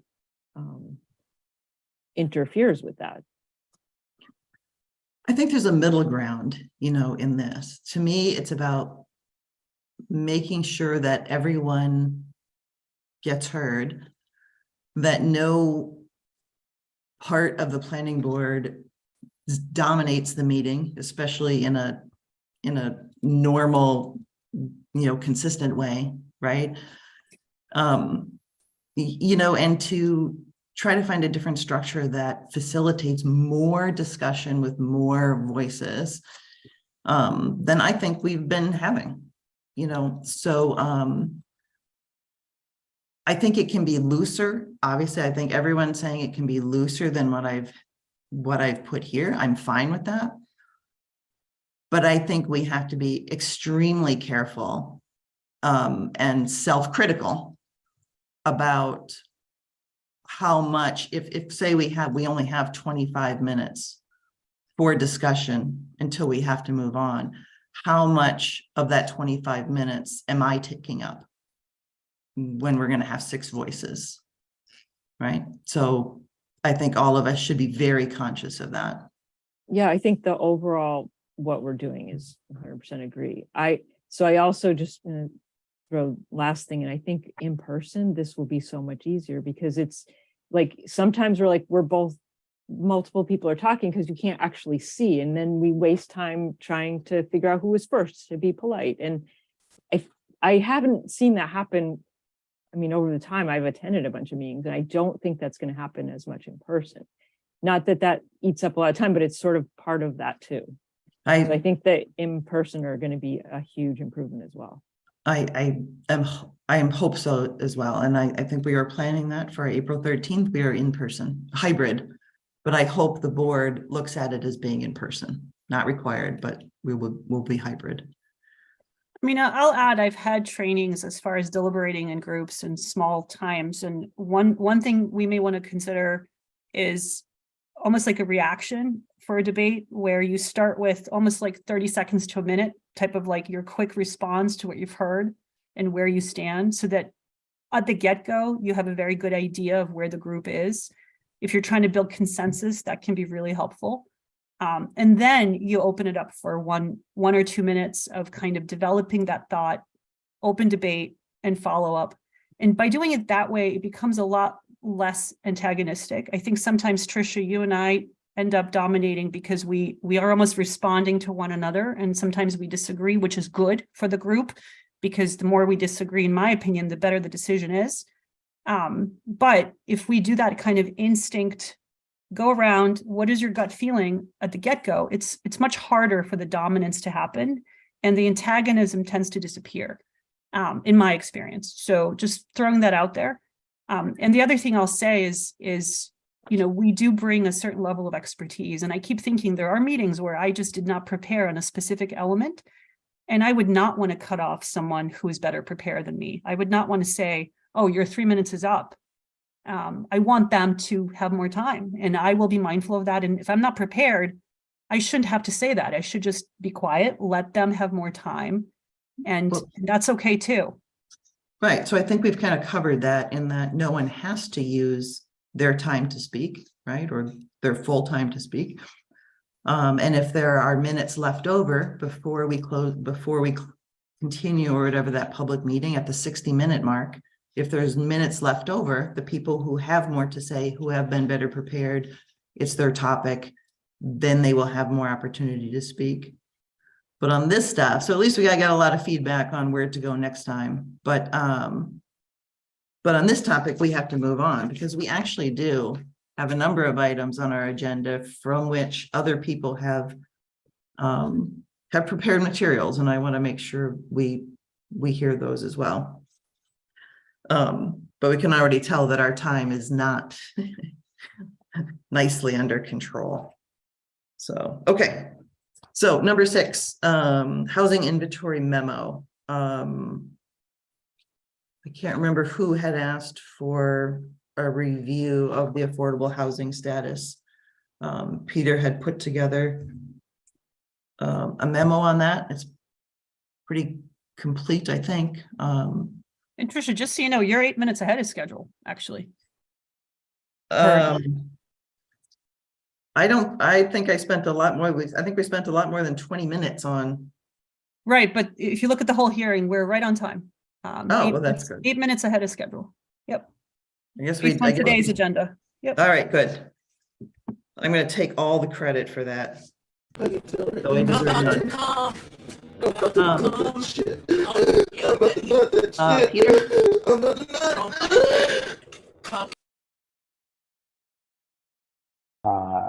I got it. I think Okay, we were then. Zoom bombed, which hasn't happened to us. I feel special. I have submitted the report. Okay, then. Not the most creative Zoom bomb. We should add that to the agenda. Creative Zoom bomb for no more than 1 second. That did not meet the requirements of a Is creative. everyone okay? bomb. Let me. I rate that as like is 0 on the 1 to 10 scale of a successful Zoom bomb. Yeah, I apologize. I should have saw the name and I just let him in. I'm sorry. I didn't even notice the name. I'll share that later. I'm not going to use that one in public. Oh, I guess you saw the name. I did not. I was just looking for how to show. I did. I do worry about today's generation of, anyways. Okay. Excuse me. for We're that. still on time despite that interruption. Let me gather myself here. All right. So housing. Okay. Excuse me. Yes, Housing memo. housing memo. So obviously I produced I've circulated this housing memo as requested. It's kind of been a working document. And as things change, I've been able to update items in preparation just so we all have a clear outlook on our shared housing inventory in Ashland, which is commonly known as an SHI. You know, I think this is kind of, I did write it and it's really deliberate and obviously it's thorough in my eyes. But does anybody have any questions and or concerns regarding the memo? I would say to first open it up, discussion up, and then we can kind of go from there. I do want to note some of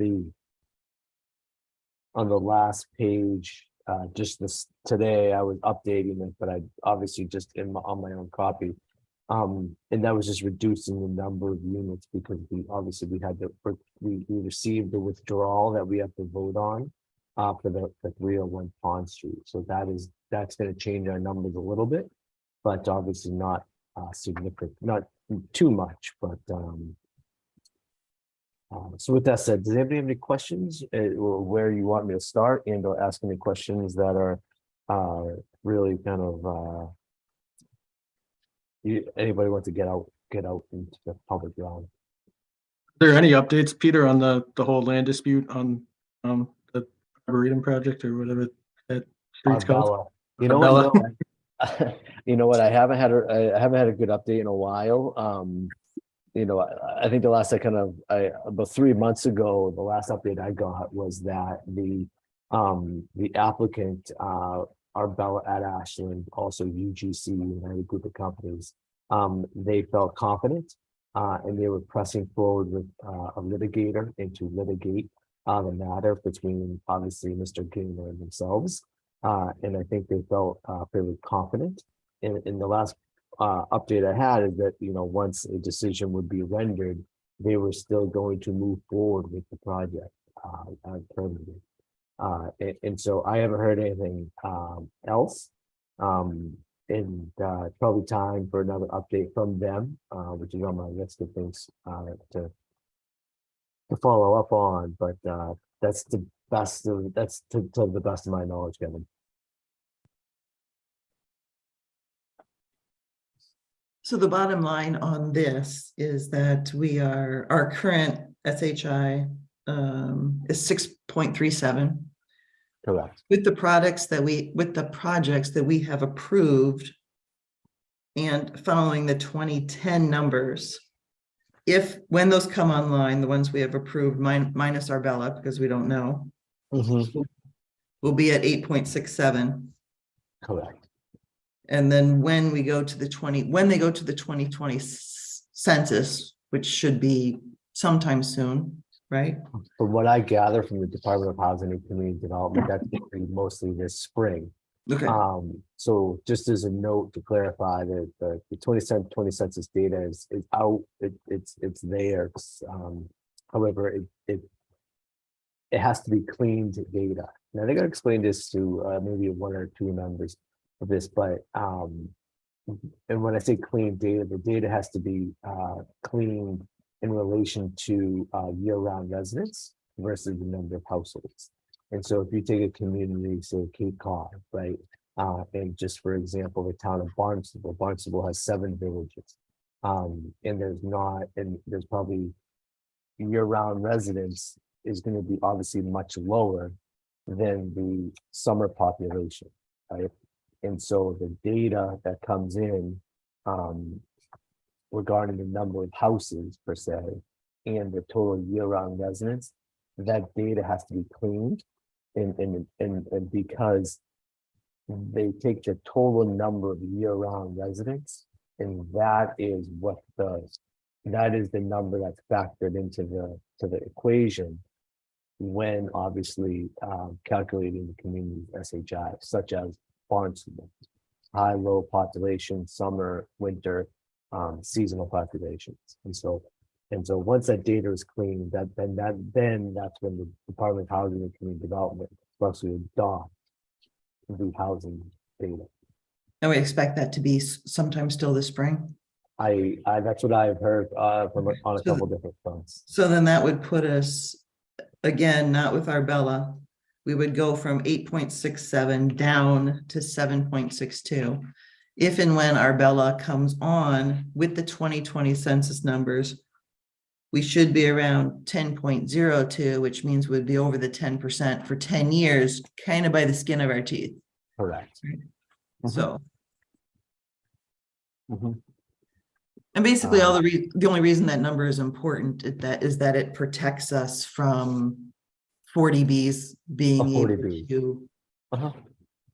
able to go around the planning board process. Planning board is not involved in a 40B process. Yeah, you're not going to be able. So what it comes down to is the 40B process, known as the comprehensive permit process, does not come in front of the planning board. It goes right to the zoning board of appeals. In doing so, the developer has to go to the Department of Housing and Community Development, what's known, and apply for what's commonly known as excuse me, it's on the tip of my tongue. Almost like a compliance, like a letter of eligibility, right? And so in that case, before the applicant even comes to the town, he goes to the state and gets what's known as a letter of eligibility. The Department of Housing and Community Development has no choice, right? And or will not grant that letter of eligibility if a community is over the 10%, right? And that's considered quote unquote safe harbor, over 10%. there's other ways to gain safe harbor, and I kind of put that in the second paragraph of the memo. But that letter of eligibility allows the developer to file a 40B and go right to the zoning board of appeals for that comprehensive permit process. So does anyone have any questions about that?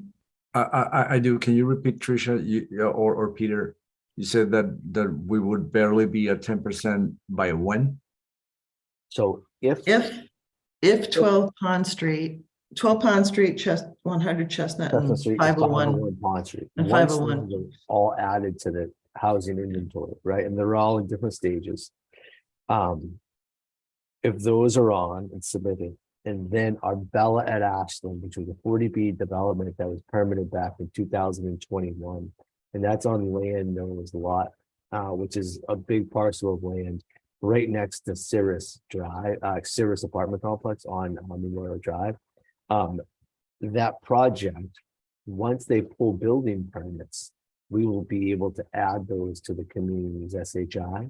And then the community of that, and then Ashland would therefore be at 10.02%. We're in safe harbor. But if they don't, that means that we are within 2 years of a moratorium, basically on a perfect storm. So we have no new projects coming in because they're not allowed, right? And we're out of safe harbor, and then we could be flooded with 40Bs and nobody can do anything about it. And I think that's why it's important in the forefront to continue to press and to develop affordable housing units. Okay. Doesn't it matter that we're increasing our affordable housing by 2% per year or something like that? So it does. So we And that puts us in safe harbor somehow too, right? correct. There's two ways to gain safe harbor: gain 10%, or there's I'm going to call it the stick, carrot, and the stick, right? If the town of Ashland, if we increase our SHI by 0.5%, we're in safe harbor because we did that. We approved the project, and we have what's known as a certified housing production plan. Back in 2021, we were, I think Tricia was on the committee, to update the housing production plan, which was approved by the community, the state. If we increase our SHI by 1%, which we will do, we can then also request safe harbor. And so we can gain in safe harbor once we start adding items to our SHI, and we can gain that safe harbor. And so there's a different couple of ways to look at it. But once we take these next steps to add those projects, we can then apply for safe harbor. Yet again, we were in safe harbor after we approved our Bella. And once you approve a 40B, right, you can add those units to your SHI for 12 months, right? And within that 12 months, if a building permit is pulled, then those units stay on your housing, on your SHI, because no building permit was pulled within the 12 months after the decision. And so that was from 21. So August 3rd from 21 until August 3rd to 22, we were in safe harbor because we permitted 180 units. We increased our SHI, and we also had a housing production plan that was certified by the state. So we were in safe harbor. Because of the litigation, those 180 units came off of our SHI totals, and also therefore moved us out of safe harbor back into, I don't want to say choppy water, but we had to move out from behind the bridge wall, if that, using safe harbor terms. So that's where everything kind of stands right now. Right, so does anyone have any more questions about that? I know some of these other projects probably at some point in their long hearing process told us, but do you know roughly what construction timelines look like? Are they like 2 years out for the big buildings? And No, so 501 Pond Street, 501 Pond Street, right now they're doing site work. And I know, and speaking with them fairly often, they're putting construction documents together, and I think they have timeline, which they're gonna really kind of start, and they're gonna apply for building permits this spring. So I believe they're gonna continue on. And I would say by July 1st, you're gonna see construction permit, the building permits issued. 100 Chestnut Street continues to kind of work and gain momentum. I also know that project is still putting together their construction projects and their in financing. They gain control of that site from Stafford and then in the next couple of weeks. And then they can kind of get in there and start looking at site prep, demolition of the existing buildings. And then I think from that point, a better timeline will be known once control of that site is really granted to them from that point. But I think both projects are going to hit the ground running this spring, summer. They hit the number with occupancy permits, right? Not construction permits or building permits. I mean, that's when they hit the SHI number. Correct. So on 501 Pond Street, because it's a 25%, number one, a regulatory agreement has to be put in place. And once a regulatory agreement is put in place, and that's done between the state, the applicant, and the town, and then construction permits are pulled, building permits are pulled, then we can add those units to the town's SHI. So for all three of them, it's more about the building permit and not about the occupancy permit. Is that right? Correct. Okay. Mhm. Right. Any other questions? All right. So I guess we'll see what happens when they pull. Just as a correction, for 12 Pond Street, the occupancy permits, or what's the trigger for that one? To add For that to. Mhm. So they're all different projects, right? Okay. And so they're all different in different ways, different nuances with the regulations. But because 501 is that way, and we just approved it, but a regulatory agreement is the key piece in that element. And a couple of things have to happen, but once we can add those, the town will add those right away. Okay. So if there's no more questions on that, the next item on the agenda is the proposed pre-application conference with the planning board. We had touched upon this last time. Kate put together a few documents that were sent out. I am going to share my screen in a second. Hold on.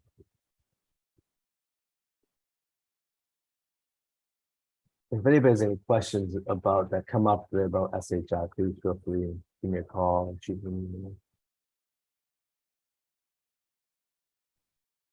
So Kate, I'll let you say where you want to start here. It seems like there's kind of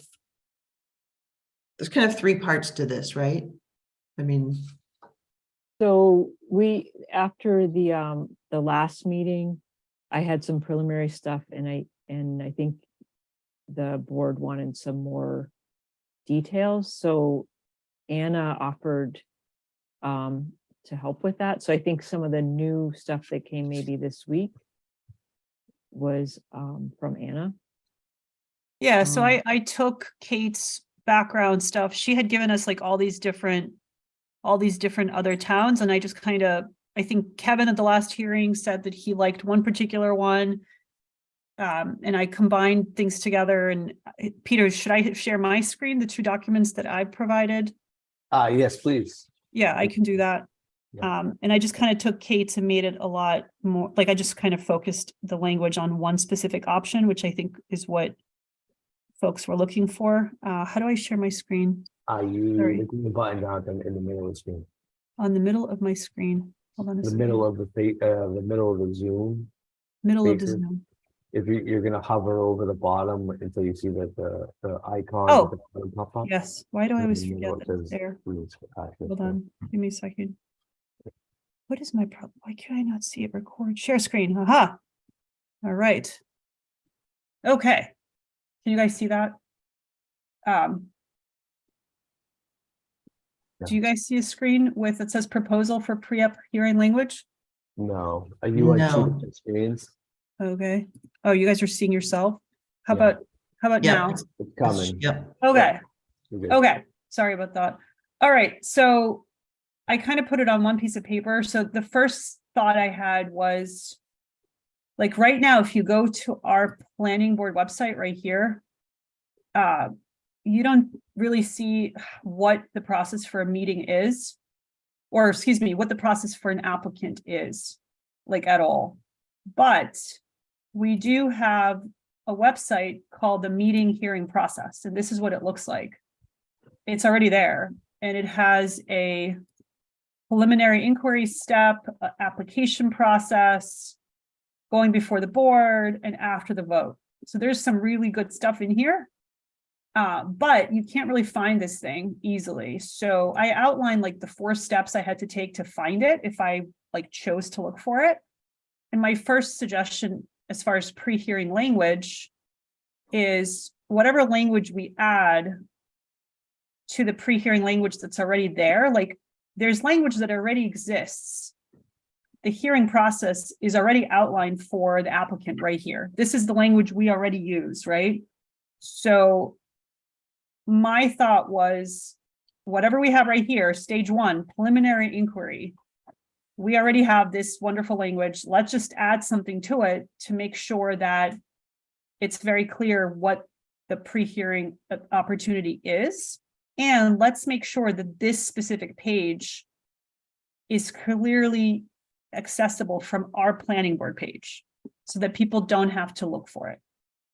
And as far as the change, my proposal is rather than having the current version just says stage 1 preliminary inquiry. So the current version is, I'll try to blow it up so you can see it. Here's how it reads right now. If a potential applicant has an idea for a project, the first step is usually to talk to experts. Those experts may be lawyers, engineers, and town staff. The project is not a simple one. An applicant can schedule a technical review. This is an informal conversation with the heads of relevant departments where any and all designs and proposals can come forward. Staff can give frank advice, ask questions, point out any problems. While no applicant has to submit to a technical review, the more complicated the project, the more we recommend it. Applicants can come in and ask staff questions, right? And I like how like optional everything is. So the change I proposed, you know, this is the current version that I just read. I would just add this paragraph to it that would say, before submitting an application, you're also strongly encouraged to request a pre-application conference with the planning board. The purpose of this meeting is to inform the board about a future application, to identify issues to be addressed during the permitting process. No binding commitment shall be made by the board at a pre-application meeting. The submission of a concept plan shall not be considered a formal application. You may be able to take the input from the planning board to revise your plans before submitting a formal application, which can save you time and money. And this was based on some of the language that Kate found kind of combined into one. So that's the proposal as far as the heart of the pre-application language. This would be the addition, just this one paragraph to the website that we already have, plus link the website to our actual page. The other thing I did that's connected to this is we could give applicants a high-level timeline that it could be part of the pre-application education, if you will. And I think I have to stop sharing in order to show it. Hold on a second. How do I stop share? There we go. And I can put that one up. So where's that? Now I have to go back to share.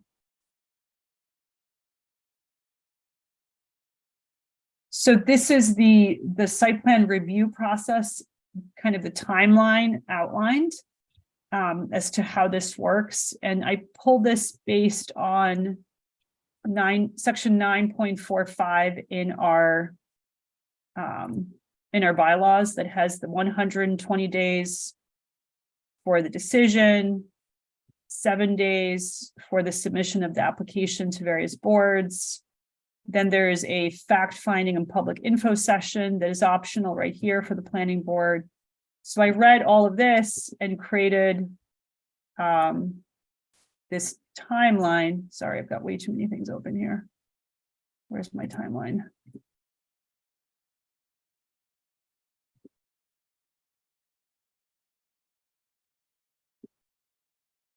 There it is. So step one is that optional technical review that's already on the website, right? The website already talks about the optional technical review. So we can just add and or optional pre-application conference with the planning board, right? That's step one. Step two is an application gets filed.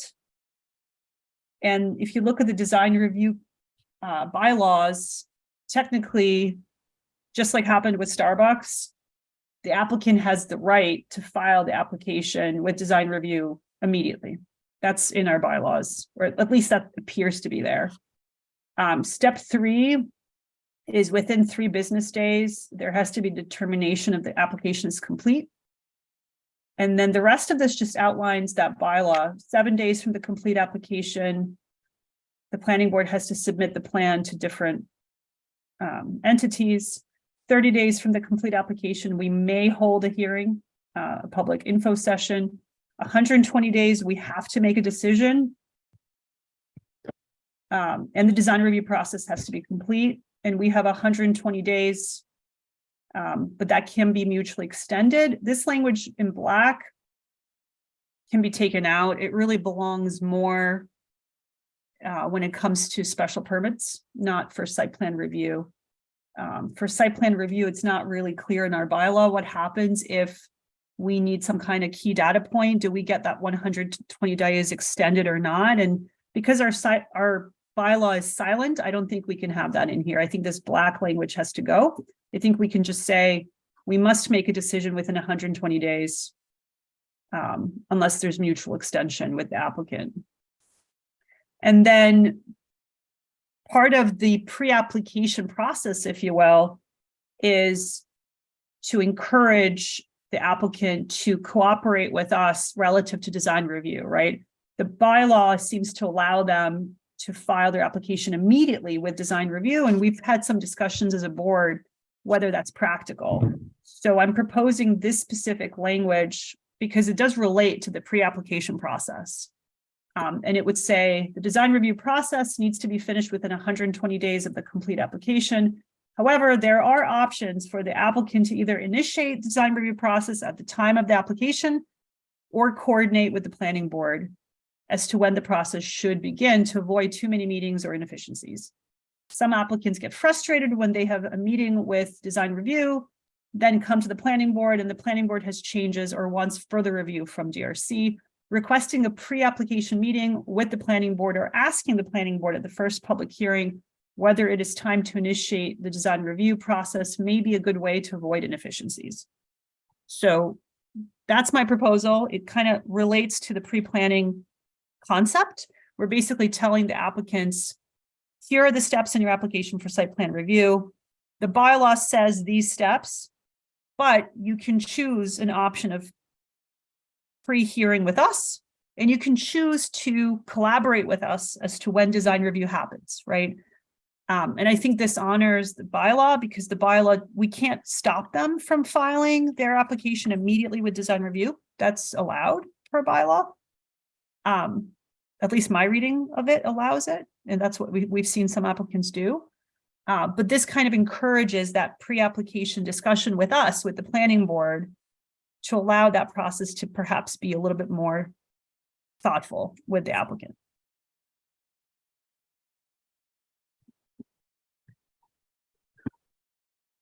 I think the only thing that maybe, well, there were a few, just a couple of questions I had. One thing that's unclear is how the 120 days relates to the 60 days that the design review needs to be complete within the bylaws, but it can be extended. So I wonder if there's a way to, it's like, fix that. Yeah. What it feels like, I don't think it is conflict. I don't think it's meant to be conflicting information. But if I were reading the two things, it would sound like they conflict. Like one thing says I have 120 Yeah. days, and one thing says I had 60 days. Yeah, and I can edit that. That's Oh. a good point. I didn't think, honestly, I did not look as carefully at the design review bylaw as I should have. I just focused on the site plan review one, which seems to say we have 120 days for both things to happen. Yeah. But I can edit it and bring it an edited version to, you know, to our next meeting. We can make that change, or Peter could give it a shot. Because I think the Yeah, I'm change happy that we want is like, I like your language here, the change is kind of warning them. I wouldn't start design review committee until you ask the planning board about it. You know, that's kind of what you're trying to tell them, right? Or you may be redoing some stuff. It's kind of giving heads up. Exactly. But obviously in the context of a pre-application discussion with us, right? Like they can't really just do it. They would want to talk to us and figure this out, right? Like you can't really blame them from filing a design review right away.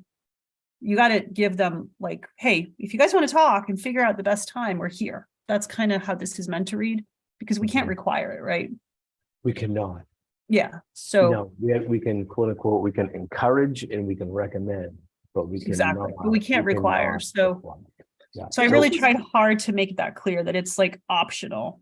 There's also something in the bylaws, and again, this is in the design review process, that says the design review process shall commence on the day a complete site plan application is filed with the Department of Community Development and Health.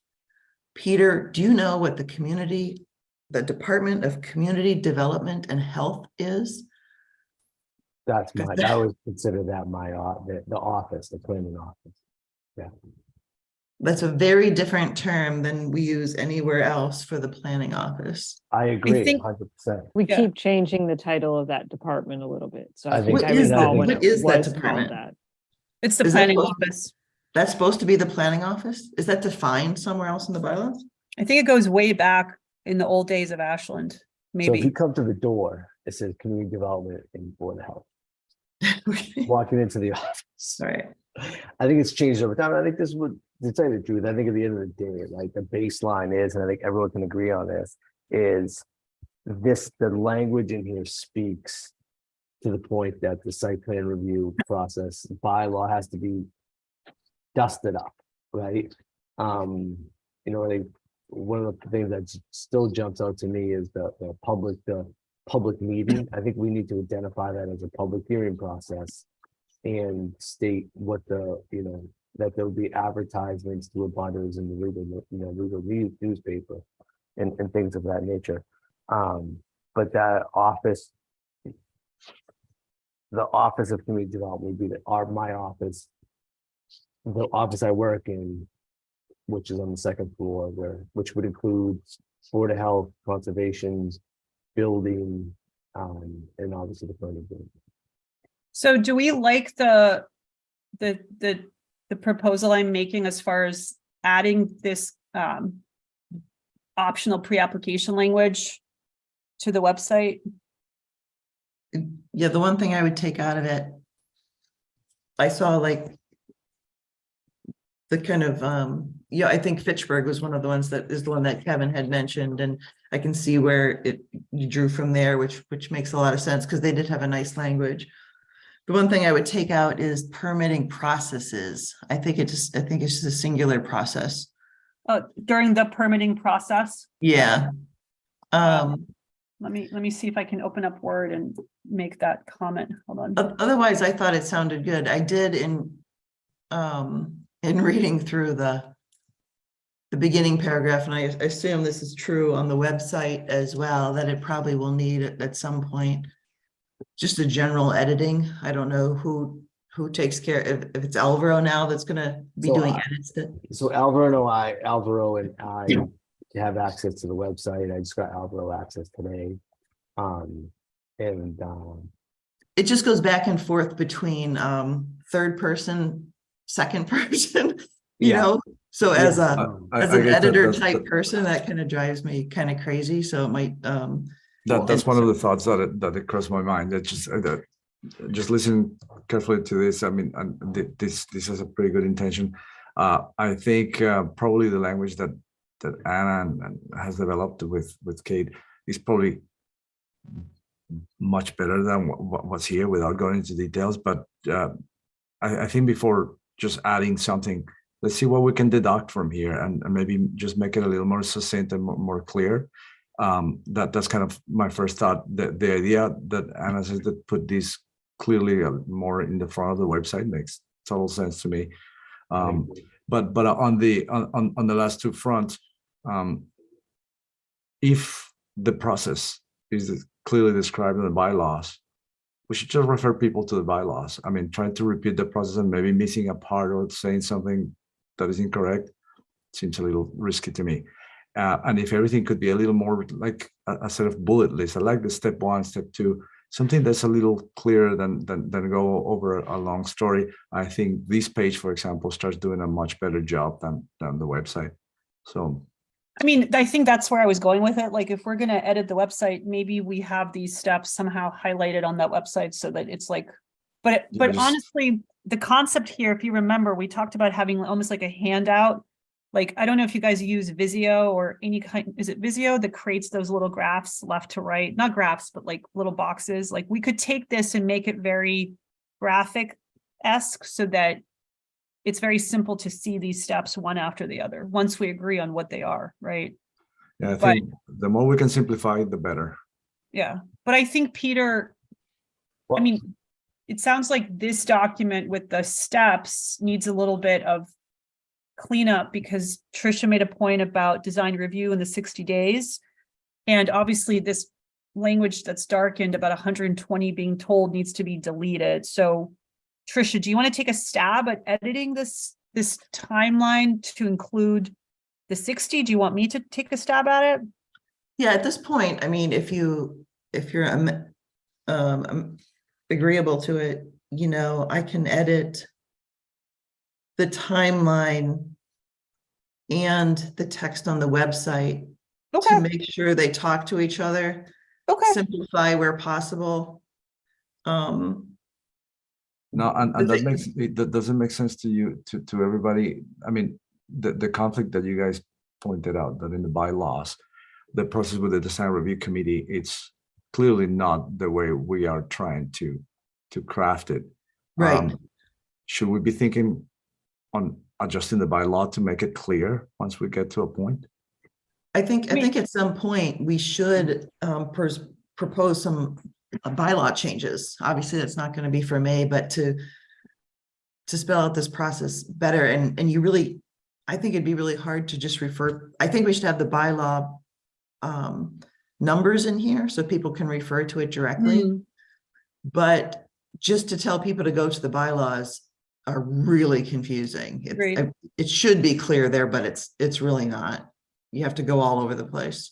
But until the bylaws changed, we can't do anything more than this because this, we can only suggest, and this suggests a different approach, and it's all we can really do right now. That's the status quo.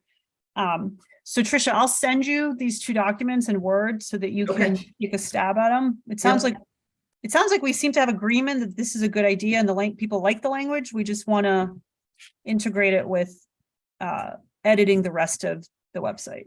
Yeah, and I think adding that, you can get to that page a little quicker. Like as soon as you're on the planning office page, you can click a button on the left-hand menu and go right to the whatever it's called, right to the meeting hearing process page. You don't have to go through the FAQs, but it's still hard to find. I can find it. Yeah, it's on the menu, but you kind of don't pay attention to that menu. But I agree there should be a direct link right from along our little list of links on the right hand side. I can take a look at that. Yeah, that should be an easy I'll send those to Trisha right after the meeting. It sounds like there's consensus, right? Does anyone else have concerns about the language, or we're kind of in agreement that we like where we're going with this? I just didn't hear from Deepa or Kate, really. I was curious, like, in addition to the design review, is it by default understood that these larger projects, for example, go through Concom maybe Historic Commission, are all those kind of by default understood that those are milestones in the review process, your traffic and all that third-party traffic reports? Is that kind of by default understood, or is it, Yeah, do we spell it out anywhere? I think it's in that technical paragraph on the website. Hold on. So I'll share my screen again. Can you guys see that? Can you wait? No, Let's share right here. So see how this talks about like the engineers, the technical stuff is right here. And then it talks in the application process, it talks about like the notice for the hearings. It talks about the ZBA potentially being involved when you go to the planning board. So there's a little bit of that in here. When I created the site plan review steps, I was really narrowing in on like, what is site plan review step by step, and how does it relate to the pre-application process? Because that was the agenda item for today, right? I didn't really go beyond that. No, I think you had definitely a great attempt. That so the language on this page is very loosey-goosey. I think it's not crisp and clear. It feels like it's too generic, like especially the preliminary conversation. Like it is very, very, I think that definitely needs a lot of love. It needs a little more clarity in what you're trying to say. Like, you're talking to lawyers, engineers, town staff. Are you talking about your neighbors? You're talking about some specific people in a location. I think we need to be a little more, there needs a little more clarity on that instead of just adding what, and I think the proposed paragraph that you have, I think that's a little more crisper. Instead of saying, let's add it to this, we need to probably play with the words a little more. It feels like it's too generic. So it sounds like Trish is going to give that a shot.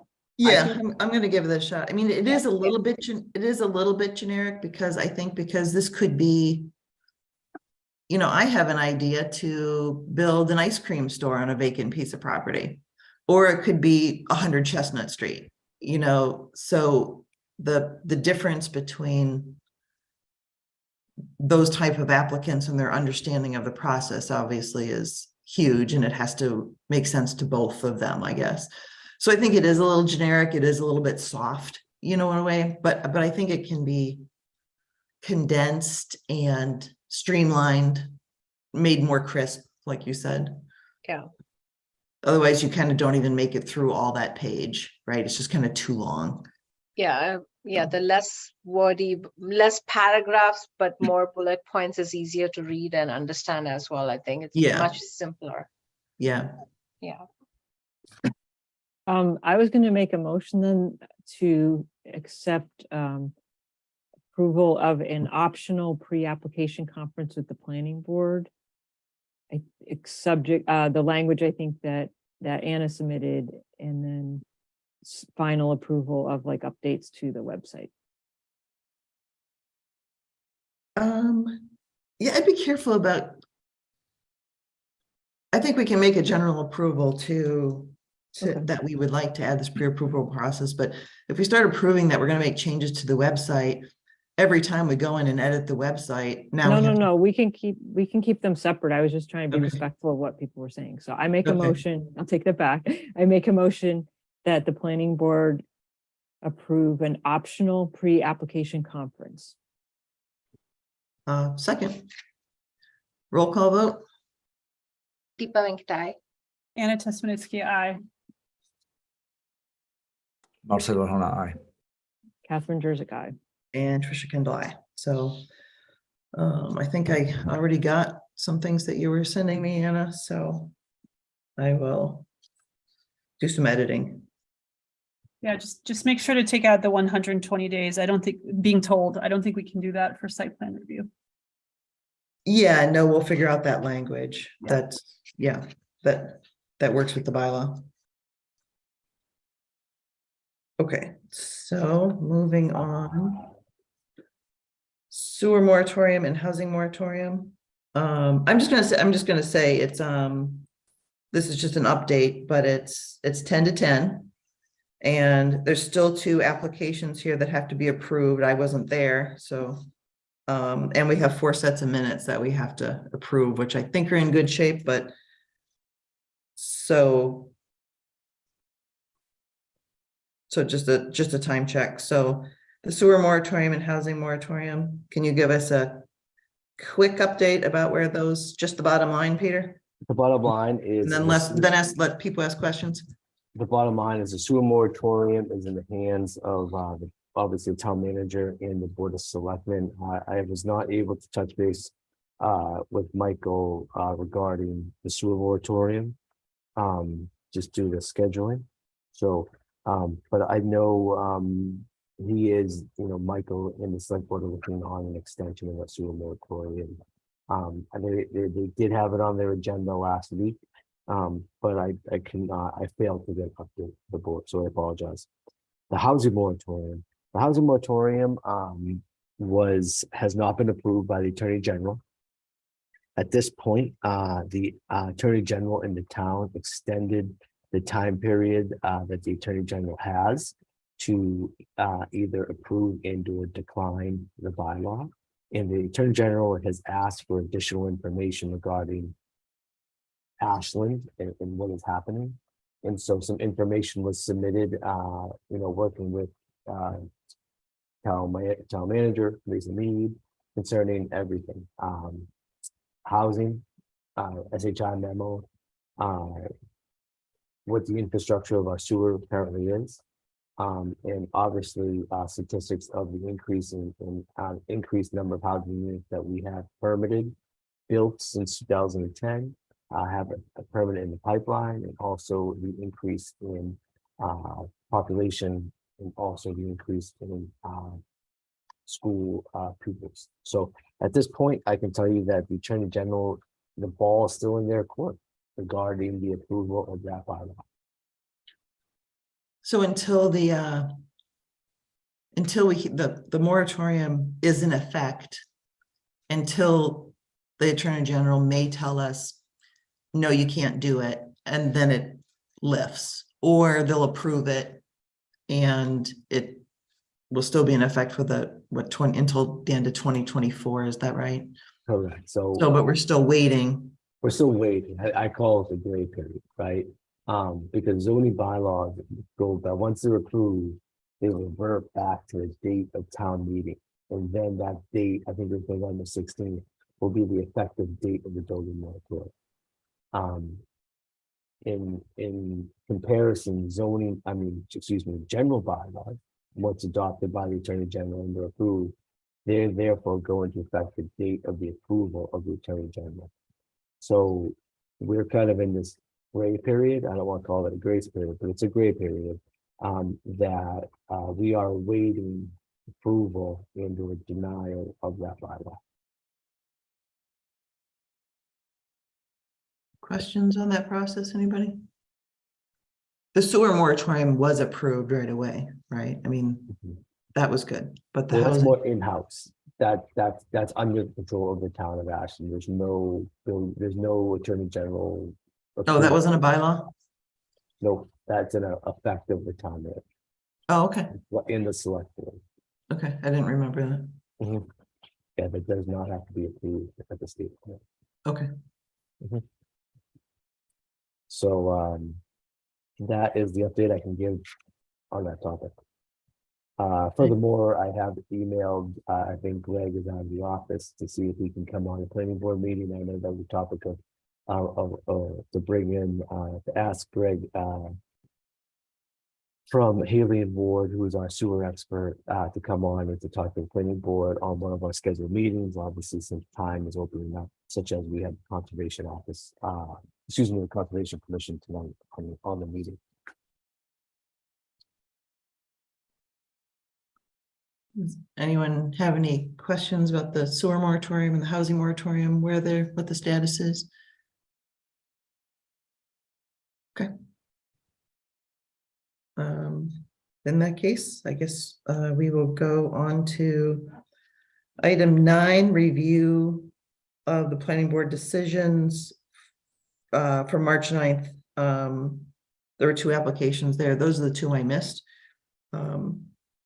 So Anna, do you want to take those over? Sure thing. Peter, do you want to share those on the screen really quick and we can Yep. see if we have any I'm just changes? Opening them up. There was a couple changes. And those were sent back to us by Kate and Alvaro. Kindly made the adjustments. This is the decision for the Scenic Road. And I believe there was no, actually for this one, there was no changes. Excuse me, there were changes. Changes here is highlighted in yellow, proposed by Kate. And it was just a clarification and reorganization of a couple sentences. Looks good to me. Is pruning spelled right? Is it one N? Yep. One M. Okay, looks good to me. Anyone have any questions, changes, concerns? Was the voting 4-0 or 5-0? It was 4-0. Trisha wasn't here, and then also Kevin lives on a scenic way, so he recused himself. Oh, okay. I'm not on this, but you should probably add vice chair and by Anna's name. Yes.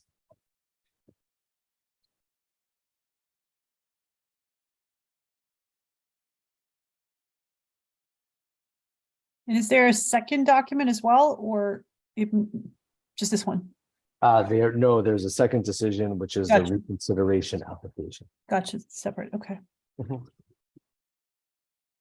So with that, is this one okay? I Is make a Eversource, motion. hold on, is Eversource spelled right? In the yellow? Yeah, you know what? Eversource is always highlighted in red. They always want to turn it into 2 words. Gotcha, okay, understood. All right, go ahead. Is there a motion? I make a motion that we accept the Eversource Scenic Road decision with the edits shown this evening. Is there a second? I'll second it. And a vote? Deepa Venkatai. Anna Tesmanitsky, aye. Marcelo Hona, aye. Catherine Jersey guy. And it's approved 4-0-0. Awesome, thank you. And Peter, we'll have to sign it, right? So the scenic road stuff, typically, excuse me, the chair was the only one that Oh. signed the scenic road applications. Okay, So I'll probably just have you sign it if that's Sure. okay. Okay. And I'll just coordinate with you either okay, tomorrow or next week. Yep. There's no Okay. rush. I'll sounds probably good. drop it off at your house or something like that. Pick it up on the way. And then, excuse me, this is for the reconsideration hearing. And Trish, I think you were on that one, right? No, I wasn't actually. Nope. Okay, so let's put that one. I made that one. Kevin made that one. And Kevin, just to give you a heads up, I'm double checking to make sure you had as an associate member, you were able to vote on that. But I'm still confirming the council for now. Okay.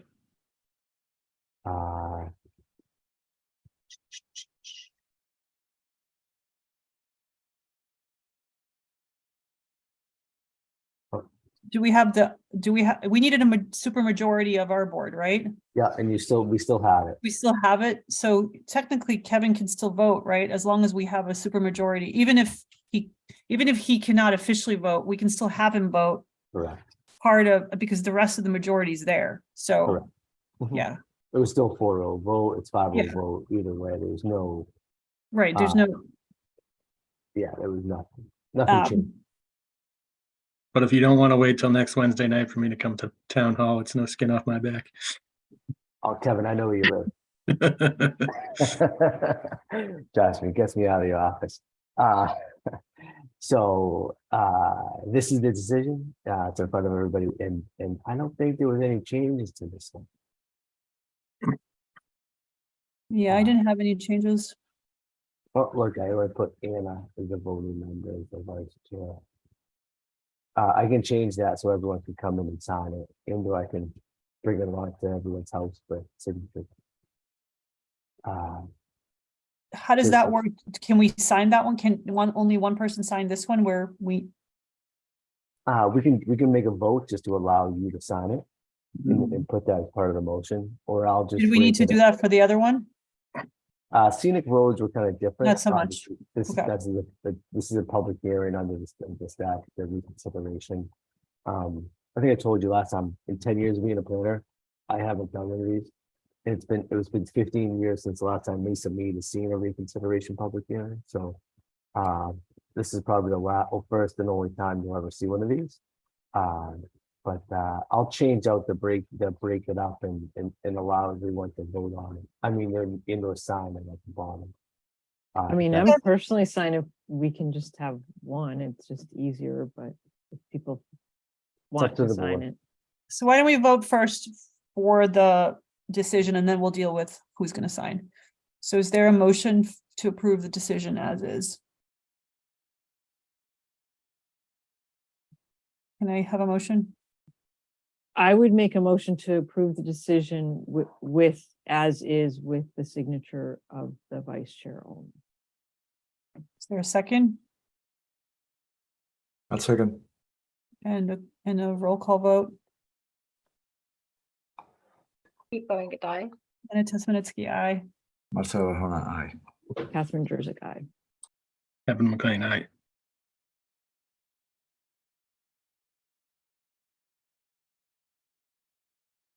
Okay, perfect. I'm just gonna save this. So Peter, you're just gonna have to figure out how to count us with council, right? I don't know if it's 5 or 4, or how that works. I'll take care of that. Yep. I've been in contact with her. Yep. I'll take care of that one. Okay. Okay, we're moving on to number 10, reports of the planning reports, excuse me, on planning topics. I think the one that stands out there is the MBTA communities. That was an update on that was requested. I'm happy And to. what our next steps are on that. So the town of Ashland, we were indoor, all other MBTA communities were required to submit an action plan. And that was due on January 30th. The planning office, myself, I did that for the town of Ashland, and we were approved. And so we are in compliance with the MBTA community. We are in compliance until the law goes into effect on December 31st of 2024. The next steps are really to talk about with the planning board and how we want to zone for this project, and or for not just project, but this, I would say, legislation, this process. I think with that, I think I've talked to a couple of planning board members, and I think the request and from Anna is for the planning office to develop a PowerPoint and to kind of lay out the facts of how this is going to affect us. From a standpoint of land use, from a standpoint of funding, because if the town does not comply, what does that mean? That means obviously that the town is going to not be eligible for certain state funds, i.e. Mass Works grants, MVP funds, which help protect the community for culvert replacement, for example. And so I think the next steps in my eyes for the planning office and the planning board is to start developing a PowerPoint and a presentation I can give to the planning board to say, what are the next steps? Also in conjunction, the town of Ashland and Anna Kate and I are on the master plan kind of committee within the next 18 months, which we're going to be in compliance for, the town of Ashland is going to embark on a major planning study that we haven't completed since 2003, right? And so I think also the town and the planning board and the steering committee of the master plan can work together to say, okay, how does one hand gonna talk to the other hand, right?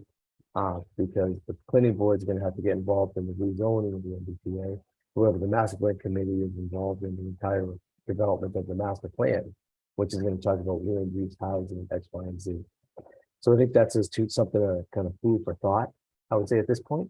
But from my eyes, the next steps are to start getting the digital information to the planning board regarding zoning. How is it going to affect the town in particular? So it means, oh, sorry, Peter, I thought you were done. No, I was just about to say, we're just like every other town. You know, we are at the starting gates with the block. We're not at the starting gates. But you know, there's no town ahead of us and there's really no town below us. We're all at the same place. And when I go to conferences or regional gatherings of planners, everyone's facing this challenge. So I just want to state that out there. So somewhere between now and December 2024, obviously this is not going to be this May town meeting, but we'll have November 2023 and then May and November 2024. In one of those meetings, we will need, if we're going to comply with this, we will need some kind of zoning modifications, some kind of bylaw modifications in order to meet this requirement. Yep. Okay, so that's kind of the bottom line, and those things have to be worked on, obviously, way in advance, not just for the bylaw process, but to think about actually what we want to do, right? You know, Okay. I think you know, And just to be clear, the comprehensive plan process is not a rezoning process. It's a planning process that then leads to separate implementation and rezoning way later. So it's a very rich opportunity for public process where the public will talk about transportation, right? But it's very separate from zoning. Zoning is with us, really. We're the planning board with authority to rezone, and obviously the public can rezone. And so we have to take responsibility for this. And like I said to Peter, we need to understand the policy decision we're making as a community. And it's not just going to involve the planning board, it's going to involve the select board, and understanding what is the policy the town is taking on this very strong state mandate. So this past weekend, Trisha, was it last weekend? Trisha, Kate, myself went to a conference, which was spectacular. And it's a planning conference that happens once a year in Massachusetts, and planning departments send staff and planning board members to this conference. And Kate and I happened to accidentally sit at a table with Lieutenant Governor Kim Driscoll, who is a former mayor of Salem. And Salem is an MBTA community, and part of her presentation to the entire planning group was talking about this specific MBTA community's impact, right? And one of the points she made that I thought was really powerful is there are communities that can choose to look at this as an opportunity, right? And you can seek out private and public funds to make this mandate be stronger. You can utilize this opportunity that way. And so there is opportunity here. On the other hand, there are concerns about what a mandate means relative to certain resources in our community, right? So like I said to Peter, it'd be really helpful, I think, to have a presentation to us as soon as possible so that we can really understand the pros and cons of the state mandate, the opportunities and the liability, if you will, of what it means, so that we can make a policy decision sooner than later as to what we're doing. Are we complying? In which case we got to rezone. And if we're not complying, what are we going to lose? Yeah, and that's a process that's going to have to happen in parallel, not after the comprehensive plan process. So they'll just be needing to inform each other so that we're not deciding at the last minute what to do or not to do and scramble to do something half-baked, right? And because we're forced to. So so we'll have to figure out how that kind of works, how they work in conjunction to each other. But the presentation, like you said, so that we can all fully understand where we are and exactly what we need to do, is a good place to start. So, and just a note, and not to belabor the point, but there's a lot of grant funding out there for planning consultants to come and help and work and do. You know, MAPC, they helped us out with the downtown zoning 2 years ago. You know, there's a lot of money and funds out there that we can apply for. that could help us along this process. Yeah, it's also good, in a way, good timing, because when we did the last downtown zoning, we just didn't have time to do as much work with zoning as we wanted to on that time. So we confined it just to downtown, but we wanted to look at the whole zoning for that area. So this actually just kind of makes us have to do it, something that we wanted to do before, and then COVID hit. So obviously it didn't happen. So it's just coming back around now. Not a bad. Deeper than that, we have to figure out as a community, are we going to comply with the state mandate or not? I mean, that's also a preliminary question. Yeah, it is. Well, I'm not sure who else is involved. There's probably, obviously, that's not a planning board decision. It's a community decision. So I'm not sure who's involved with making that call about whether we don't comply. What's that? Our job is going to be proposed as zoning. Town meeting is going to have to vote on the town meeting is going to have to vote on the zoning. I think the planning board's job is to propose the zoning and vet out the zoning in that process. So the planning board's job is to propose the zoning that would make us comply, and then the best zoning possible that would make us comply, and then it's town meeting's job to decide if we want to comply or not. Is that what you're saying? Well, I think that's so they're going to vote on it. The town meeting is going to vote on the zoning. I mean, I'm not sure that's necessarily how I would look at it. I think that the select board is the one who seeks out funds from the state for various projects. And so the select board would have to weigh in as a policy decision, because if the select board, for example, decides as a matter of policy that it does not want to meet the state mandate, I don't think we can have jurisdiction over state funds that the town wants to seek, right? That's the select board's. Yes, I don't want to go down this road at this time of the night, but I think that's a question, Peter, like, what happens first? Does someone say, yes, we want to meet this mandate? Planning board, figure it out because we better meet it. Or is it just, hey, we'll propose zoning and the town decides at town meeting, right? This is if we pass this, we get the money. If we don't, we won't. I'm not sure that process. I don't know that answer. So we need to, I guess that should be part of the presentation. So let us figure it out. Let us know how that works. It's going to be more than just, obviously there's going to be many parties involved. Okay. I think it's a very gray area because we have planning jurisdiction and zoning jurisdiction. So does town. Zoning jurisdiction can initiate with us, but the town will decide for it. But that doesn't mean that we're obligated as a planning board to support the mandate. Technically, the planning board can be against a zoning change. That's also within our jurisdiction. So planning boards oftentimes will say, we don't like this idea. We don't like the zoning. Our vote is no. And we can make that recommendation or denial, if you will, to town meeting. And we have full jurisdiction to do that. So you could have a variety of ways that this happens.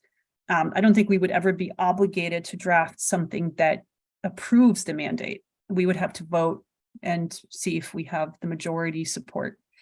Right, but I assume someone else can also draft what's needed to approve the mandate, because I don't think the planning board also has the power to say, no, we don't want this money, But any zoning would have to go through us for our vote first. Right. We can vote yes or no, but the warrant still goes through. Exactly.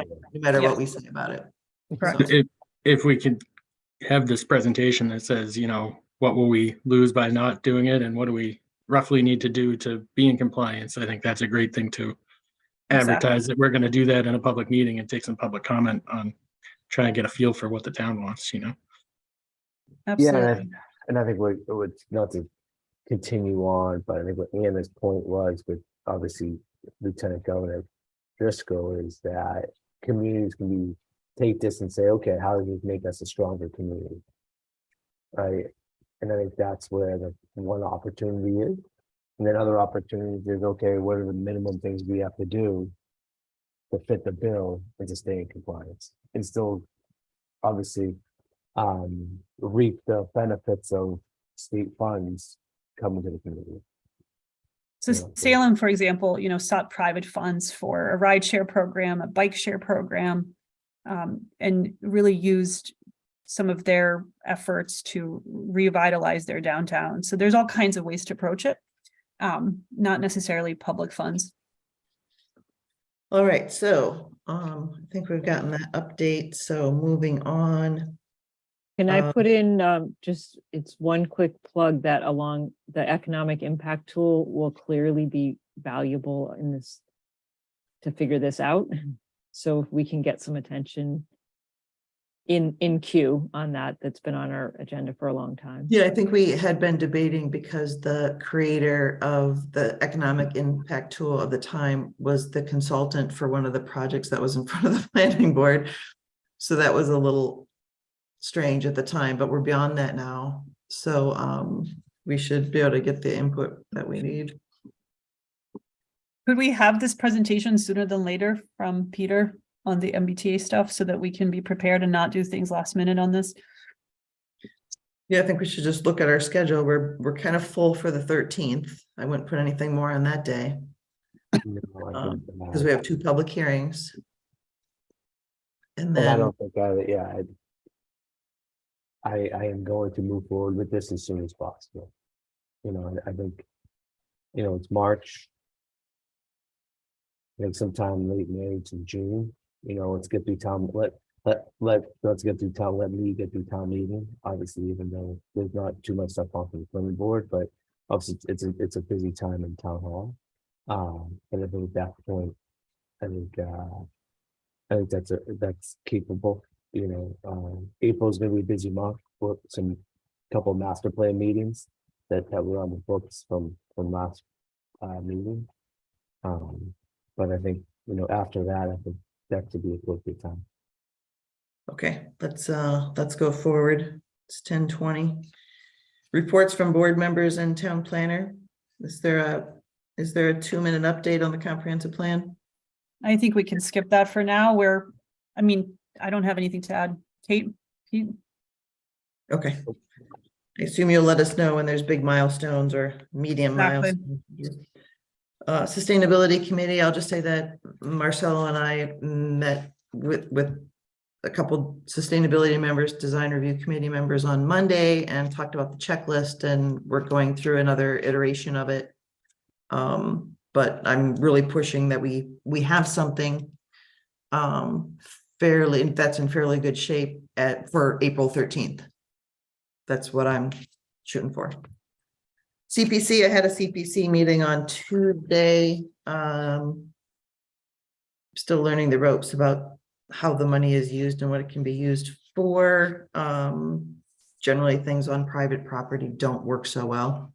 But keeping thinking about how the funds they have there may be able to be helpful for our projects. And I was actually going to ask Aaron about things like the mural, the sign for Starbucks, if they can be used, but it's private property, so may be a little trickier. Technically, we almost have like an easement. I would take a look at the language that we have in the decision, because it's almost like we're given that access point for public use and we are the ones responsible. Yeah, I'll ask. Yep, I'll ask. I have the. I would explore that a little bit. Yep. So I'll talk to him about it. He knows those regulations. Aaron Ladd knows those regulations pretty well. So okay, so future meetings or any other reports that anyone wants to jump in on that aren't on this list, because I have other to accommodate everything else. I don't know if this is a report or a question. I think scenic routes or scenic public education is over there on that list somewhere. Or am I jumping ahead too fast? You're jumping. We missed it. It was under reports for planning topics. I think Peter told me that he connected Alvaro with the conservation agent, Becca, for them to hopefully work on that, right? Yeah, no, Alvaro is starting to update a web page, and I asked Alvaro to start looking at web pages so we can create a web page for scenic roads, which spells them out with a map, and then also to look at any sort of flyer that we can produce to send people to then to the right areas of information regarding what is the scenic road, rather than just kind of having a conversation about it with people. So that Can is- can I bring up the fact that I think it's been 2 years since I started at the board, about 2 years. And I think one of my first projects had to do with a scenic route tree that we were gonna, as a Winter Street, board, we 123 voted Winter to Street. plant it. Could we kind of revisit that? And it would be lovely before I have to run for election again in a few months, that I can say that the first project I voted for actually happens. I'm happy to. I know last year didn't get planted because of the drought in the water situation, but I can follow up with our with our DP. That would be lovely. At this point, I'm ready to write the check personally to make that happen. So You shouldn't have to do that, you know. but- yeah, we can talk, we'll but look in all into it. seriousness, I keep thinking about that first project. Well, it's And National Arbor Day, I think, coming up, and so. there you go. Yeah, but it might be, the reason I bring. bring it up is it might be, I think we talked about making that part of the public engagement. That we Mhm. would have some kind of event around that tree and we would utilize it to engage the public. I'm just refreshing all of our memories. Okay. 2 years. Yeah, I'm gonna keep bringing it up. I I'm need aiming the for it. address. Come on, give me some credit. 123 Winter. Anyways, moving on. Tricia, All on right. a combination of the scenic roads and CPC talk, once we educate people of what scenic roads mean, could the CPC fund new street signs that say scenic road underneath them? I don't know who funds those, actually. I don't know who funds those. Obviously, someone does. But the DPW typically a town item. Yeah, Okay, do you I didn't know if see- they could find money in their pockets. She said they sometimes have money to spend. Well, they do have money to spend, but it's regulated about Okay. how it can be used and where it can be used. So that's, yeah, it's not, they can't just write a check, I guess. Though they do have money. So if a project fits, if a project fits, the money is there and they're happy to give it away if it fits. But if it doesn't fit, they can't and they won't, which is responsible. So so administrative matters, we have Upper Charles Trail coming on the 27th. And then we have, just making a list here, future joint meetings that we talked about with the sustainability committee. This would be partly about the tree bylaw, economic development tool, scenic roads, and about sewer. So different things that we had wanted people to come in on. So at some point, we're gonna have to prioritize those things, right? About who we want to see when. But we don't need to figure that out tonight. We're good till April 27th. And then we have 4 sets of meeting minutes. 2 of these are pretty old, in the spring of last year. I actually think the June 9th meeting minutes had on it to approve the March 17th and April 28th meeting minutes. But I assume that was probably a really long meeting or something. And we were done. We didn't do it. It was probably 11:15 already and we didn't do it. So they never got approved. They kind of got forgotten about. So that's why they're on there. Is there any other comments about anything else before we approve meeting minutes? No. Okay. I've already looked through these and given my edits to Peter, which I know were incorporated. So does anyone else want to bring up any certain meeting minutes? My only thought was I liked everything. I had no changes except for January 12th, the most recent ones on page 3, where the paragraph begins with town manager Michael Herbert asked the applicant, and then there's a sentence. Mr. Arjona summarized that the building needs to be attractive on 3 sides, not 2. I just remember Marcelo's comment being a lot more substantive than saying it needs to be attractive. I don't remember it that way, and I think it sounds kind of minimal to what I remember him talking about, more substance on all sides rather than attractive, which kind of sounds like I think it minimizes what he was trying to say. And I can't speak for you, Marcelo, but I thought that sentence did not accurately depict your point. And I don't know if you're okay with that sentence, but I personally felt like it minimized the point you were making. No, I appreciate that, Anna, but I'm okay. I think meeting notes always Okay. summarize the scope. I don't have an issue with it. I mean, generally, attractiveness of buildings is not something we discuss. Yeah. So we're not like, oh, that's ugly. I don't remember you ever saying No, that's that it needed to be more attractive. So yeah, we're usually more objective than that. yes, exactly. And so I mean, I don't think it makes. if you're okay with that lack of objectivity, I will go with it. Yeah, it's fine. Okay. I did send in an edit to Peter on page 4, and it was on the Is that January 12th as well? yes, on the scenic roads. The initial proposal was actually to use the stones on their private way. I guess I think I can share screen if so, or Peter I sent it in. We adopted, we took. Okay.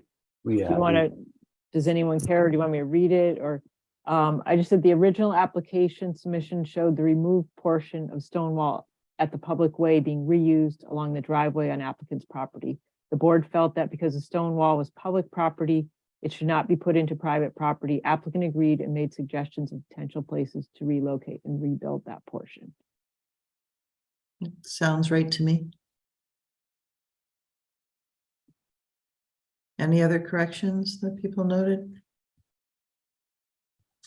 So to keep this moving, I make a motion that we accept the January 12th, 2023 minutes as amended. I'll second that. Roll call vote. Deepa Venkata. Anita Smolensky, aye. Marcelo Arjona, aye. Catherine Jersey, aye.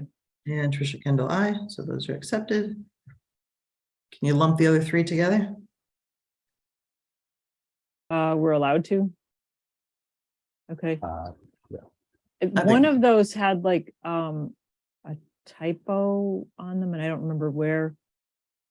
And anyway, I can't vote on 2 of those. I wasn't even here, but I will make a motion to accept the March 17th, 2022, April 28th, 2022, and June 9th, 2022 minutes. And a second. I'll second that. Deepa Venkata. Anita Smolensky, aye. Marcelo Arjona, aye. Trisha Catherine Kendall, Jersey aye. abstain. Yeah. So I think that's all we. Yeah, I we think only that's need- all that we need. We only need 3. Yep. All right. Okay. I think that's it then. Motion to adjourn. I'm making a motion to adjourn. Second. Roll call vote. Who's gonna do it? Aye. Alrighty then. Marcelo Arjona, aye. Catherine Jersey, aye. And well, Kevin. McLean, aye. So, all right. We're good. Have a good Thanks, weekend, everyone. everybody. We almost got 3 hours. That's not bad. Almost. Really close. Good work. Have a great night. See you, Bye. Peter.